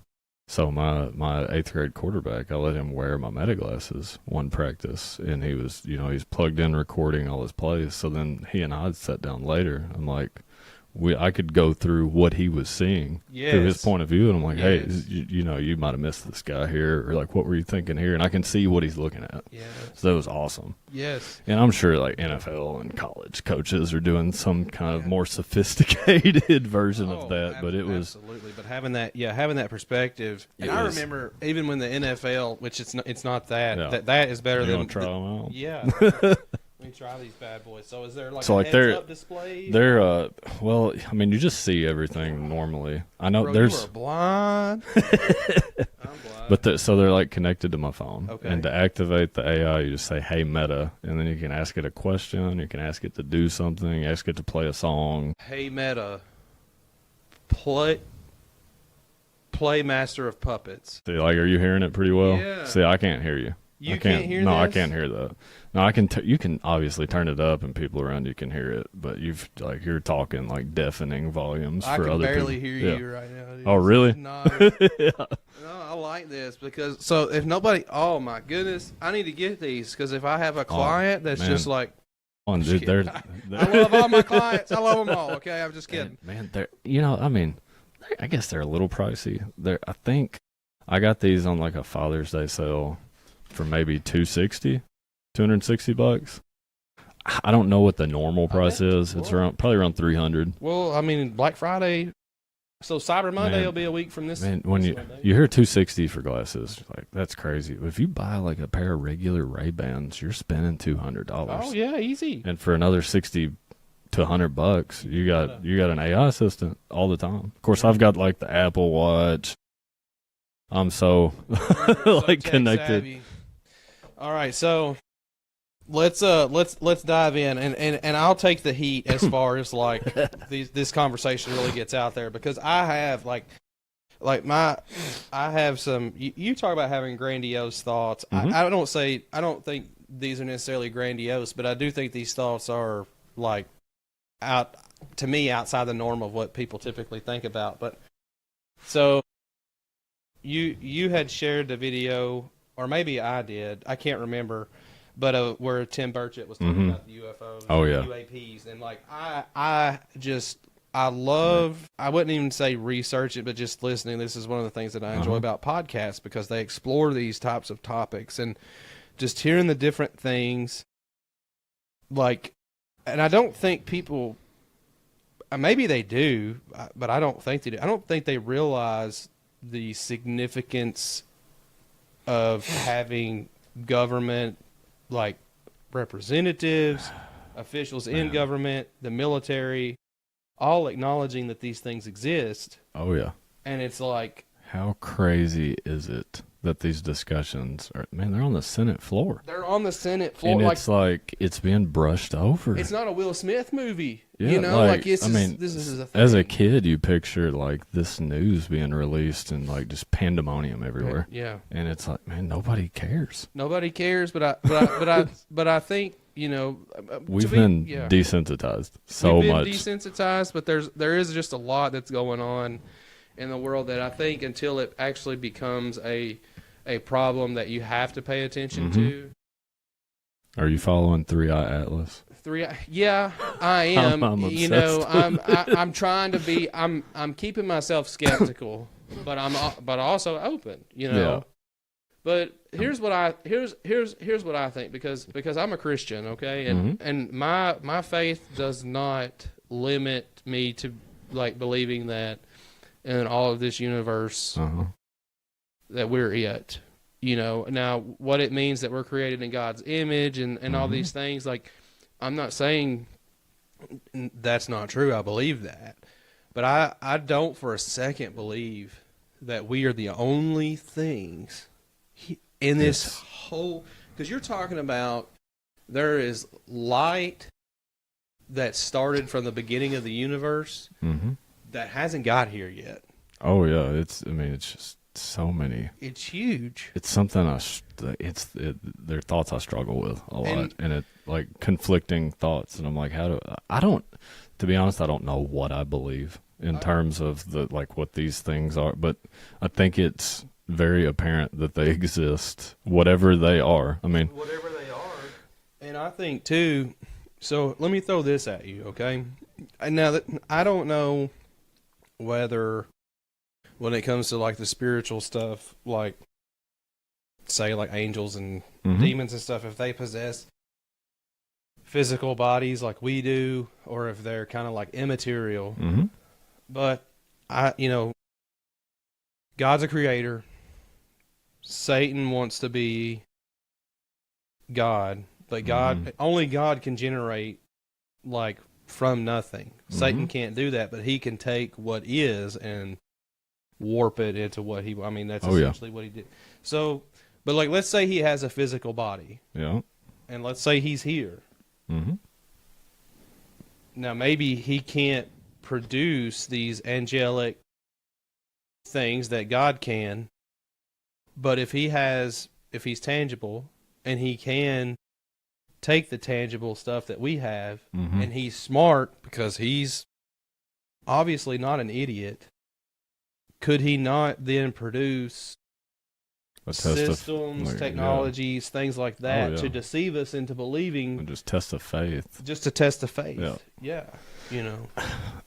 Oh yeah, for sure. I mean, there's just so many aspects of it. Like I'm constantly reading, like my TikTok algorithm if that were to be like public knowledge, people would think I was crazy. Yeah. But Tim Burchett talks about in the book of Ezekiel that he talks about this thing and he describes it as a craft. But I think, well, what if it's not a craft? Like, what if that is the legitimate like spiritual thing? Yeah. But then these things are created to mimic that. Oh, like the spinning wheel. Yes. Like a lot of these things that people are seeing or reporting that they're seeing mimics so many things that you see like recorded in like the Old Testament. I'm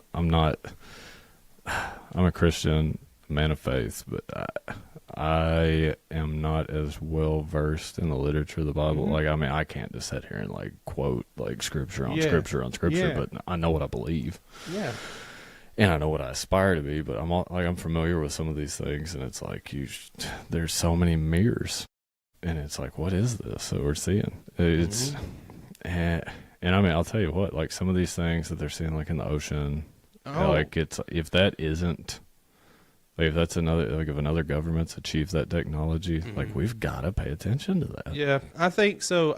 Like some of these like underwater crafts that I don't know, I can't quote it, but they're like all these, like they're traveling at these outrageous knots, outrageous speeds.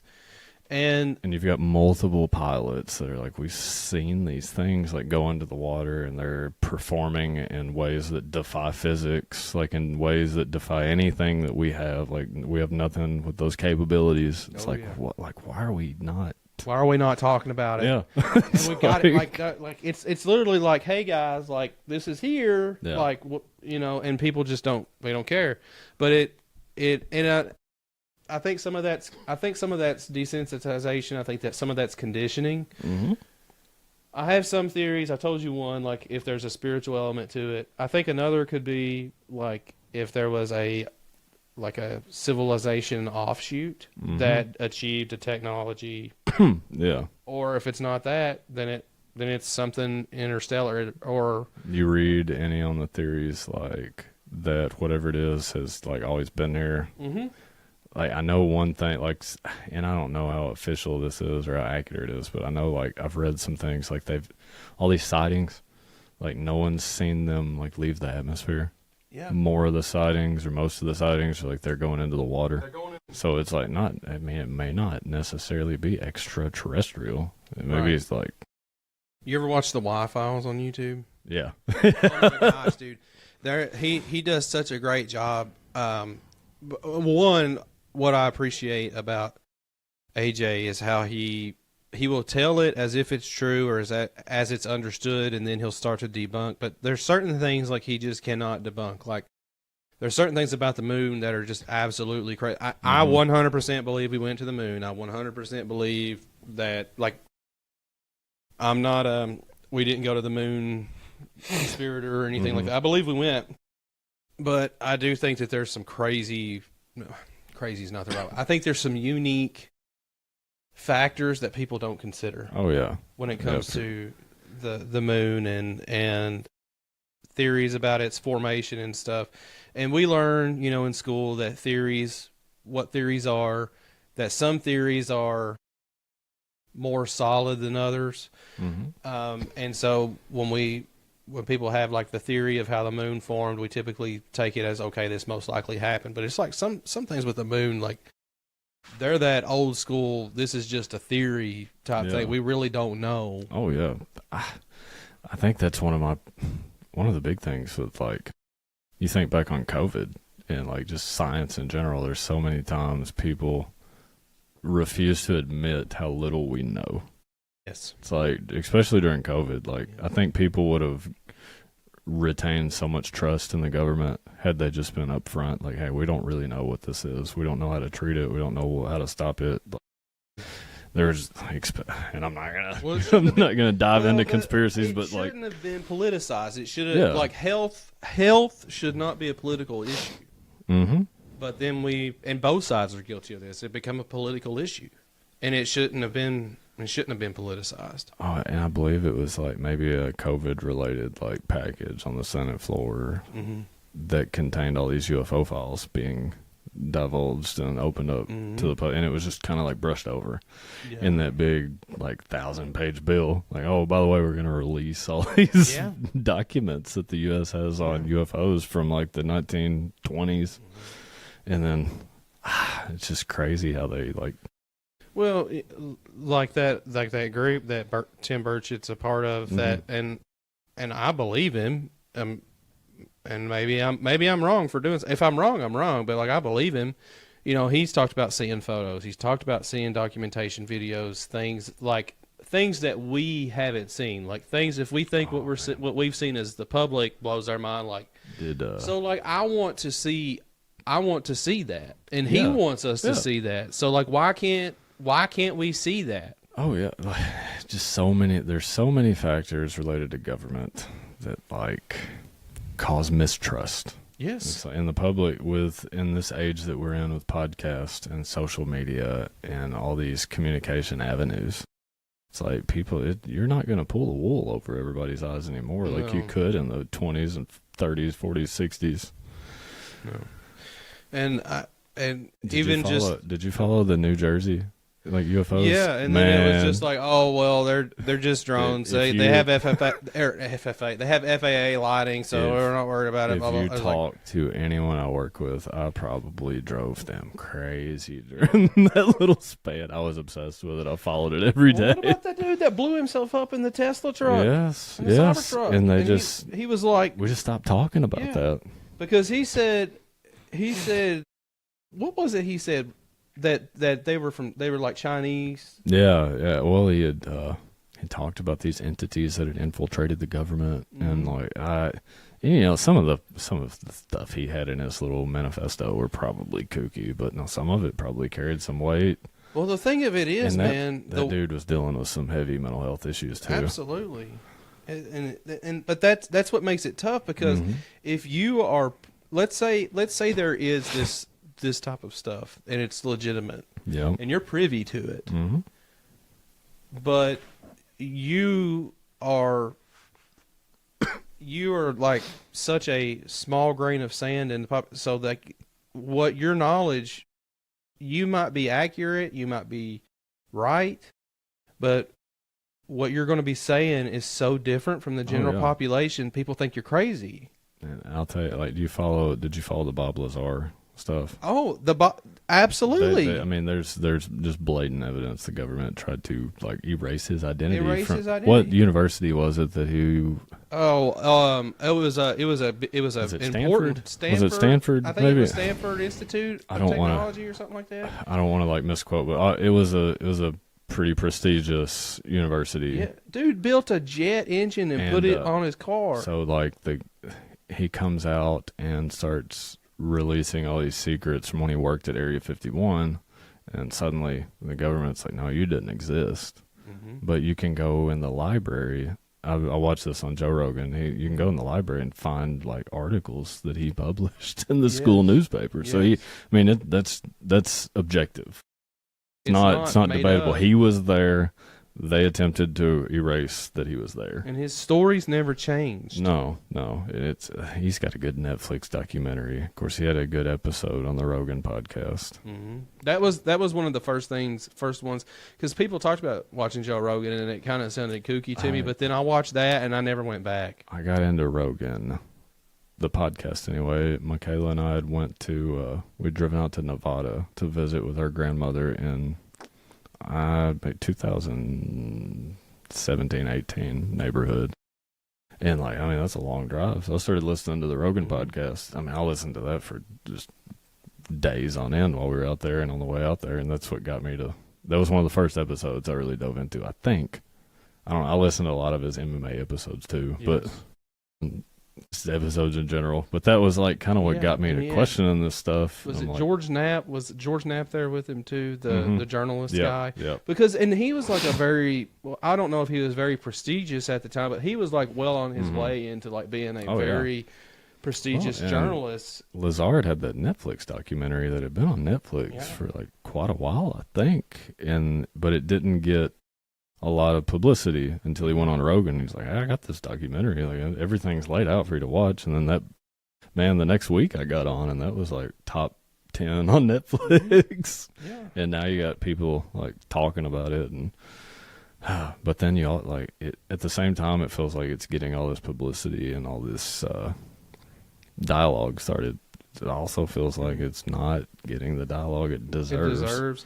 It's almost like if I was to put myself in the position of, let's say, overlord of the earth, and I was like, okay, I don't want the population to freak out, but they're going to catch on sooner or later. Yeah. You know, you release, you figure out a way to release it in increments and just desensitize and normalize. And to me, that would be like make the most sense as to what.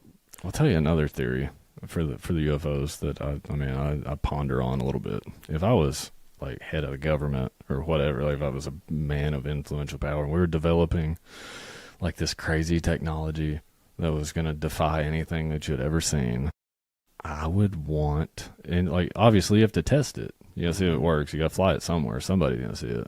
I would want everyone to think it's a UFO. Yeah. I wouldn't want you to know what I have. Right. Because in Russia and China and all these places, you're like, well, they got this. But you just got, I don't know. Well, it's a conflicting topic. Someone said, like, if it was Russia or China or some adversarial, we would know it because they would flaunt it. Yeah. But I don't know, man. It's crazy stuff. We may never in our lifetime know, but at some point there will be a definitive answer. There's already been a lot more things happen in that topic that I'm just so floored that we're living to see it happen. I don't know. I thought that the release of the files would just be mass pandemonium. You know, like I went to school the next day. It was like business as usual. Nobody cares. Everybody's plugged into their own thing. Do you shift? This is a pretty good gear shift here, but do you listen to Jordan Peterson? Are you familiar with Jordan Peterson? I'm familiar with Jordan Peterson. Yeah. Yeah. It seems so. People like him, and we'll just say like, I don't want to use the term intellectual too loosely or too broadly, but there's something about his commentary on more so from like maybe the like 6 or so years ago and earlier, where he was definitely when he was a college professor, that I feel like is missing from society today. Like I feel like everyone is just wake up, go to work, come home, eat supper, rinse, repeat. Yeah. And they think they're living, but they don't realize there's a whole life out there to live. And it's just, I don't know. So one of the interesting things he did was break down the book of Genesis from a psychological perspective. Even if you don't believe that God's real and these stories are true, he talks about like the kind of like the archetypal examples of development, and we're missing so much of it. And I don't know. I could. That's a whole other rabbit hole, and I'm not mentally there to even begin taking that apart. But it's just there's so much I feel like that is just happening, and so much that it's like what's happening we're not paying attention to because we're wasting our time. And I don't know. I feel like even if we didn't pay attention to what's going on right now, if we could still stop wasting our time and make the most of it, and but let's talk about real quick, because I know you've probably got to get back to T-ville. Oh, man, I'm good right now. I'm having a blast. What's it like? This is a tough question to ask. What's it like to be it right now? Because it's you and Michaela and the boys. Yeah. What's that like? I mean, the thought of that terrifies me. Oh, like losing both your parents? Yes. It's nothing a pictured I would ever go through it. I mean, I know I'm 33, but like I still feel like I'm young. I'm in an early stage in life. I didn't think it was an avenue I would have to navigate this early in my life, and it like at parts of when that was happening felt like it drug on, and like I was experiencing it for 10 years, and then parts of it's like, wow, it just happened. But I don't know. I could talk about this for ever, but I'll try to touch on it in a condensed form. Of course, you know, like the relationship I have with my dad. Like in a lot of ways, he and I were best friends, more so than father-son relationship. That dynamic really changed when I was 15, 16 years old, and it was just me and him. It's like so much of my life, I feel like, and not just with my dad, but like I lost my grandmother in 2014, and she and I were so close too. I think about her every day. I feel like so much of my life was driven by chasing, what's the word I'm looking for? Like chasing... the next big thing? Well, no, like I wanted to make someone proud. Okay. Approval? Yeah, like chasing approval, validation, like just like, I don't know, like most, like, you know, the majority of my life, like my grandma and my dad were, you know, two of the only people that ever looked at me and said, I'm proud of you. And like I was watching, I don't know if you watch Steve Harvey. I was watching Steve Harvey the other day on a podcast with one of those NFL players that's got a podcast. I don't know his name, but he had like this really like hit home with me. He's like, your dad, when your dad dies, you don't realize this, but he was the only man on earth that genuinely wants you to be better than him. Like, I mean, me and you love each other, but like, I don't like, do I want you to be better than me? Like, you know what I mean? I know what you mean. That's like you lose your dad, you lose that's the only guy that like looks at you and genuinely wants you to be better than him. And it's like, man, like, it's a tough thought to process. Like I spent so much time just wanting my dad to be proud of like what I did, who I'd become. And like now I'm in that role and I've got two sons, you know, it's just tough. Yeah, because, you know, Jordan Peterson talks about how taking on that mantle of responsibility it's necessary for becoming your full self, your true potential and things like that. And I guess maybe I'm wrong in this, but I just assume most people lose their parents. I mean, you got to think my dad just lost his mother. Yeah. And, you know, he's in his, well, how old is that? I guess he's in his 60s. Yeah. So it's like at 33, you're it, and I'm not trying to beat you over the head with that. Oh yeah, I know. I can't imagine. And so has there been an assumption of responsibility by you? Has it changed how you view your role in the world? Is there an absence there that? Oh, definitely, man. My dad was, especially my oldest son, Asher. He and my dad were, man, they were tight. They were best friends. Before the passing of my dad, he was the only person that had ever really babysat my children. Michaela and I were very blessed and very fortunate, lucky that we could go to work, and my dad he would come to our house every morning and watch the kids until we got home from work. So we didn't have to pay for daycare. I didn't have to worry about what they were being exposed to, you know, in the public realm, like other kids and other adults. I knew, like, my dad's values. He raised me, and so I trusted him with my kids. And once he's gone, like, of course, I've got that like when he's gone, I've got that mourning period. Like I'm mourning for myself and my relationship with my dad. But one of the toughest aspects was like I knew what my son had lost. You're good, man. Take your time. So it's like there was a void that I felt tremendous pressure to fill. Mm-hmm. And it's like in a lot of ways, I'm not going to fill that void for him. Another tough thing was like a lot of Asher's life. Or not a lot of his life, but since that's happened. I would notice like he wouldn't, after Dad's passing, he wouldn't talk about my dad around me. He would mention my dad to Michaela a lot and like other members of our family, but it was like I was just blown away but this maturity in my 5-year-old to like, he knew I was hurting, Mm-hmm. and he didn't want to add to that. Mm-hmm. You know, He knew. He knew, man. yeah, Kids know. that in a lot of ways that floored me, and you know, I'm proud of him, but like,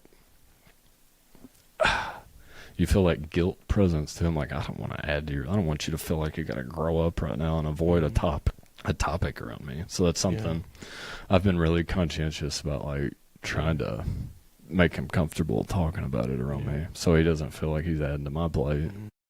But it's. Did you ever see GMAC cry?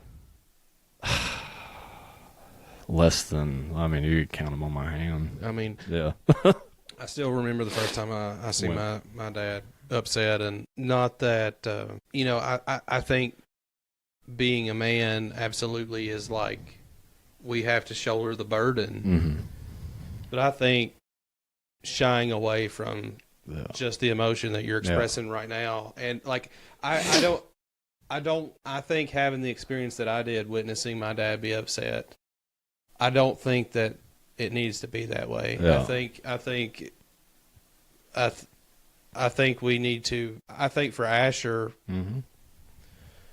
it's okay for him to know, or it's okay for him to be upset, and it's okay for him to know that you're upset. Yeah. And it's okay, and he needs to be aware that it is okay that you're upset.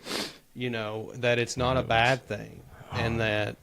Like, and you think about like my dad's generation, your dad's generation, like they were raised like such a different time, and it was just it's a cultural norm, like for the men in my family.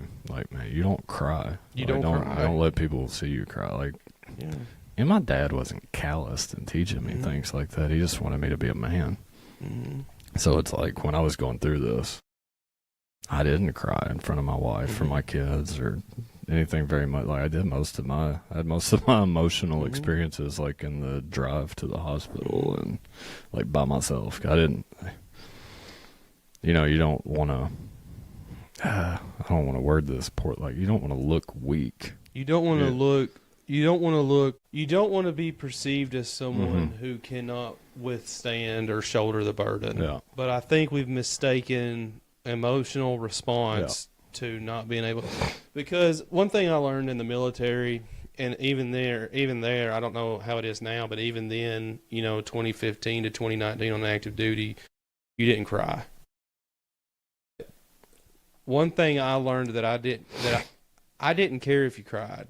I just cared about whether or not you could do your job. And if you doing your job meant you did it crying, have at it. Like, I'm not going to look down on you for that. And because crying, and then also just the education I have now, like crying is just an emotional response. It's a physical release to an intense emotion that's going on within you. And so we've done a disservice by misrepresenting misrepresenting what it is to cry or to be emotional. But yeah, and you know, if bringing it up obviously has, you know, that upsets you, and I hope you don't feel like I did it disrespectfully. I just not at all. I can't I just can't imagine. But it's that like that's what's real. Yeah, that's what's real, and that's bringing up Jordan Peterson. That's what it's like. That's what's real. Whether it's all this stuff that we don't pay attention to, like the UAPs and stuff. Like that's what's real. Everything else is just we wake up, go to work, come home, rinse and repeat. And there's no real living. I feel like another important thing I realized throughout all that is like just how like everyone experiences loss in a different way, and everyone copes with it differently. Yes. Like I cope with it in a vastly different way than I feel like a lot of people view it. As a society, I feel like people have this perception of like you should grieve this way, you should cry this long, you should do this. And like when that happened, like my grandma and my dad, my mom passed away. I like deactivated Facebook, and it wasn't to shut people out. It's just like I just want like me. Like I when I cope with things or I deal with things emotionally, I want me time. I want to deal with my stuff. So like, and I feel like I probably had friends like, man, he's shutting us out.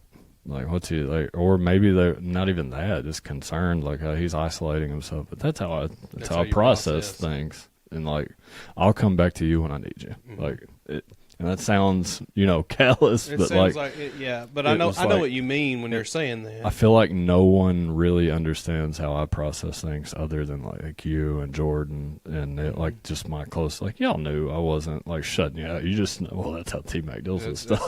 If you were like cussing us out and telling us to go screw ourselves, that'd be different. But and, a lot of it was like one of the toughest things for me. It was like, I know people had like great intentions behind it. Like if I'm grocery shopping around that time, people, oh man, I'm sorry to hear about your dad. In my mind, and it sounds rude, and I don't mean it to be rude, but I'm like, man, I just went 30 minutes without thinking about it. Thanks for bringing it up. Like, I appreciate you bringing it up. No, I get it. And like, one of the tough things about my dad passing was how abrupt it was. So like, I don't know how familiar you are with what happened. And, before I get into this, I want to say a shout out to your dad. Okay. Dr. Tony was such a blessing to my family. Like, I probably worried him to death throughout all that. Like, he was there in more ways than a medical professional. He was like, he's like, throughout that process, and like, I'm scared. Like, I was dealing with fear, and, I knew I could call him, and he would sometimes just listen to me, and that was, I'm so thankful for that. And he's always been there for my family, and he's just the epitome of what I think a doctor should be, like someone to. Absolutely. So I can't give him enough flowers for what he's been for my family over the years. Yeah. And he's still being, he sees Asher now. Yeah. Harlan. Yeah, he's never gonna quit, man. So it's like Dad had that first stroke, and man, 3 or 4 days before he's in the hospital and like can't walk, me and him are in the yard hitting golf balls, talking about like, we're gonna go golfing this spring, and then it's like, bam, flip of the switch, like, we're not golfing anymore, like, we're dealing with rehab. And it just like, there was such a staircase of that. Like, it seemed like thought that process would get good news and then 3 sets of bad news, right. And then we'd take a step here and then 3 steps back. So it was like, such a long process that happened in February, and he passed in May, and it was like, it was a long road. And I remember, at a certain point, Dad like lost the ability to like use his phone. It was odd. I don't know if you've ever been around like a stroke patient, but it's really intriguing what they're going through. So, like, if you were to go around my dad at the time after he had maybe his 4th or 5th stroke, you would think he doesn't know where he's at. But he knew exactly what he wanted to say. He just couldn't say it. He just couldn't say it. He couldn't produce the words. That has to be so torturous, to be trapped in your own mind. Yes. And know, like, a week ago I could talk and I could let you know what I'm feeling, but now I know what I'm feeling and what I want to say, but the words aren't coming out. So, like, I had my dad's phone because he had reached the point he couldn't use it. And, man, I was going through a search history, just curious, and he was experiencing symptoms, like, weeks before, he'd tell, like, hey, I would say he's Googling, like, can't use my fingers. Like, never said a word to me. No way, yeah. Man. Yeah. And, I won't get into the specifics of a lot of that because it was just a whirlwind. No, I mean, I get it. Like, and so there's a lesson even in that. I mean, if I'm not criticizing your dad handling it the way he did, but I mean, obviously, I feel like if you could go back, you would want him to have said something about that. For sure. So, he was. I just don't think he wanted to burden me with that. But see. And maybe it's not that, but you say that, and then I hear Asher not wanting to burden, and so that just sounds like a pattern of raising that. Oh yeah, just goes down, and not just in your family, and every family, and so. But so. And then 3 months later, I lose my mom. Yes, that's just. Oh, I think it was 3 months later. It might have been See, I lost dad in May. Mom passed in November, but like her downhill slide started around like Halloween-ish. But it was like, so after dad, like, you know, my mom was dealing with a lot of that while dad was in the hospital dealing with his stuff too. And I was torn between two parents. Like, got this going on here. Dad's at Bowling Green, mom's at Vanderbilt. It's just so. Were you in any way, you know, emotionally recovered from the loss of your dad when your mom passed? I don't know. I recovered. I was getting back into like a routine, and then I remember my brother called me. Like, of course, like all the stuff my mom dealt with. She was a double lung transplant recipient, and then she had gotten sick at the beginning of that year, and there's a lot of complications. And you know, my mom I didn't really know how bad it was. I knew it was bad, but I didn't know how bad it was, and I didn't know how soon things were going to happen. So it's like, my brother called me after like I went to watch the high school play football, and he called me. He's like, hey, it's like, if you want to see her, you need to, you know, get down here. And it's like, man, I remember like, man, I just went through this. Like, and it's just a lot. So that was last year, right? So, yeah. So it's been a year, okay? And losing both of your parents in the same year is traumatic for anybody. What would you say? Are you even at a place where you could begin to give someone advice, or do you still need time and separation away from those experiences to really be able to look back and make an accurate assessment of, hey, this is what you should probably be doing right now? Man, I don't think there's any like cookie cutter template for how to like deal with it. Everybody is going to deal with things in their own way. The best advice I could give someone is like, if you're dealing with that, even just one parent, like there's times that you feel like, man, this I don't know that I'm ever going to recover. Like things get, like you have to try to be conscientious, and like I have people to lean on. There are people that still care about me, and maybe not a light at the end of the tunnel, but things are gonna get better. You're gonna get back to a routine. And I think about my dad every day, and I think about my mom every day. My grandma passed in 2014. I think about her every day. Well, once a day in some capacity, she crosses my mind. But you know, it's I'm at a point of acceptance, and you know, just the thankfulness that they're not suffering. Yeah. I watched both my parents like just suffer. It wasn't like a bam. With my grandma, in a lot of ways, that hers happened so quickly. Like I don't think you didn't watch it drag out for 6 months, you know. And it was so difficult because she was such a crutch for me to lean on throughout my entire life. It was difficult to cope with, but it was like ripping the Band-Aid off as opposed to like peeling it off like over 6 months. Right. You know, that's a little different. I hope I'm answering that question. No, you're good. Another way, you're answering the question. I think another way I want to ask this question is, how important is it to give yourself permission to grieve? Incredibly. That's the most important thing. Yeah. And I mean, I look back and I'm like, I grieved emotion. I had my cries in private, and you know, we talk about it, and it's okay to do this in front of. I don't think I would change it because that's how I cope, right. And that's how I do think it's like, I mean, if you don't deal with things like that and you need a shoulder to lean on, by all means, like, you need to seek help and seek someone to talk to. And in a lot of ways, I could have probably benefited from talking to like maybe a professional that's coming at this from like a non-biased, non-relate, like an outside person. I could have probably benefited from that. I think everyone would benefit from therapy, even like people that are in a great place mentally. Yeah, benefit from therapy. The vast majority of people. And I haven't talked about this much since I've been here, but before I was a teacher, I worked in mental health for a couple of years, and that was my bachelor's degree. I double majored in English literature, but in human services, counseling, psychology. Mm-hmm. That's what I graduated, and I worked in mental health for So I have a great appreciation for the field of mental health. Yeah.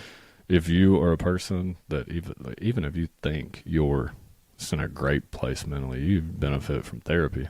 Someone to talk to, even if it's just someone that doesn't have a vested interest in what you're talking about. I can talk to a bystander differently than I can talk to you or my wife, or you're coming into it with you got stake in the game, and this person you're gonna get an objective opinion from this person, or even someone to listen to you. Well, it's like you take somebody that diets and exercises and walks every day. They're healthy. Yep. But are they the healthiest they can be? No. They can go to the gym. They can run. They can do things that challenge them. And so all up there, even with people that aren't dealing with some kind of mental health issue, a therapist is going to be able to look at this person and be able to see where they're not being challenged, or maybe just see a little something that they can poke or prod at and introduce a new perspective. Because I don't care who you are, you don't have life figured out. I don't have life figured out. I'm never going to have have life figured out. But me being able to say that means that I have life figured out more than those who feel like they have life figured out. Or they're like, I'm fine where I'm at. It's like, no, nobody's. You might be happy with where you're at, and you might be okay with where you're at, but you're not perfect where you're at. You're not good enough where you're at. You're never going to be. So there's always room. Well, I feel like the pursuit of that is what makes everything worthwhile. I'm 33, and like we talked earlier, I don't know where I'm headed professionally or aspirationally, but just like the beauty of the pursuit and where I'm at, an appreciation for it. I don't have things figured out, and I'm going to ride this until it goes somewhere. Sure. But life's a journey, man, and I'll mention Jordan Peterson one more time. Don't aim so high that you can't hit it, but aim low, aim high enough that if you miss, you can make an adjustment and get better. And always be making growth. Making growth, that doesn't make sense. But you know what I'm trying to say. Make room for improvement. Try to grow. But I appreciate you coming out, man. It's good to talk to you. And hey, man, this was a blast. Do you think that you'll be able to come out for this super pod? Oh yeah, I should be able to. 13th? I say yes right now. I have to double check with the bosses at home. We can say the intent. I want to make it happen. Yeah, the intent. I want to do this again. I really want to this is my long-term plan to get you all here so I can make you all watch wrestling. I am such a podcast head, man. I love it. This has been I listen to Rogan, and I'm a picture I want to do that. So this has been a blast for me. I want to do this again. If you're open to having me back again, man. I gotta get the Wilsons on here. I gotta get Alex and Ryan. Tomorrow I'm having I feel like there's so many. Man, I don't know how long we've been here. But we've touched on so many things. There's a lot of stuff we could still touch on. Yeah, but it is getting late. I wanted to dive into more, but I know I don't have the mental capacity to do that right now. So let's do it again sometime. Let's do it again, all right? Get us when my book comes out, everybody. Yeah. I'm gonna plug that real quick. Well, It'll be right. My working title right now is Dead End Redemption. Dead End Redemption? Yeah, I know. A lot of people, I'm getting flagged from Michaela. It's it sounds too much like Red Dead Redemption.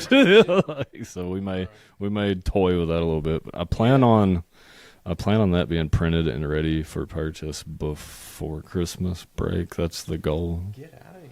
Yeah, I'm in the final stages of that, and I expect you're going to receive a free copy. I expect to see it somewhere in the background of the podcast. Well, there's slots there, so I can have another shelf. I think the initial published version will be a 6x9 inch. Okay. It'll be hard. I'll get you a hardcover copy. Yeah. When I'm a best-selling author, I'll bring it.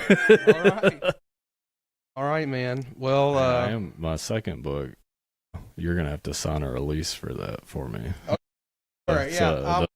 So I've started working on my proofread. second one. No, it's you're going to be in it if you're okay with that. Yeah, absolutely. The plan on the second, I'm about 2-3 chapters in. We're gonna rekindle that 2009 Monroe County football season. It's all right. So I plan on, I think legally to use like your names. I'll have to have you like give me permission for your NIL. Give him permission as long as I am not Oh, you'll be in a good light. incriminated in any way, shape, or form. You'll be in a good light. All right. Sounds good, All right. man. Well, let's get you back to the family. I know I Michaela's appreciate you. probably back She home. may not be. She may not be. She may be hoping we stay. I'll stay right. the night. All right, man. Well, I appreciate you coming Appreciate out. you having me. It's been a Take blast. care. Let's do it I'll see you again. in a few weeks if you come out for the Super Bowl. Yeah, that's the intention. All right. Awesome.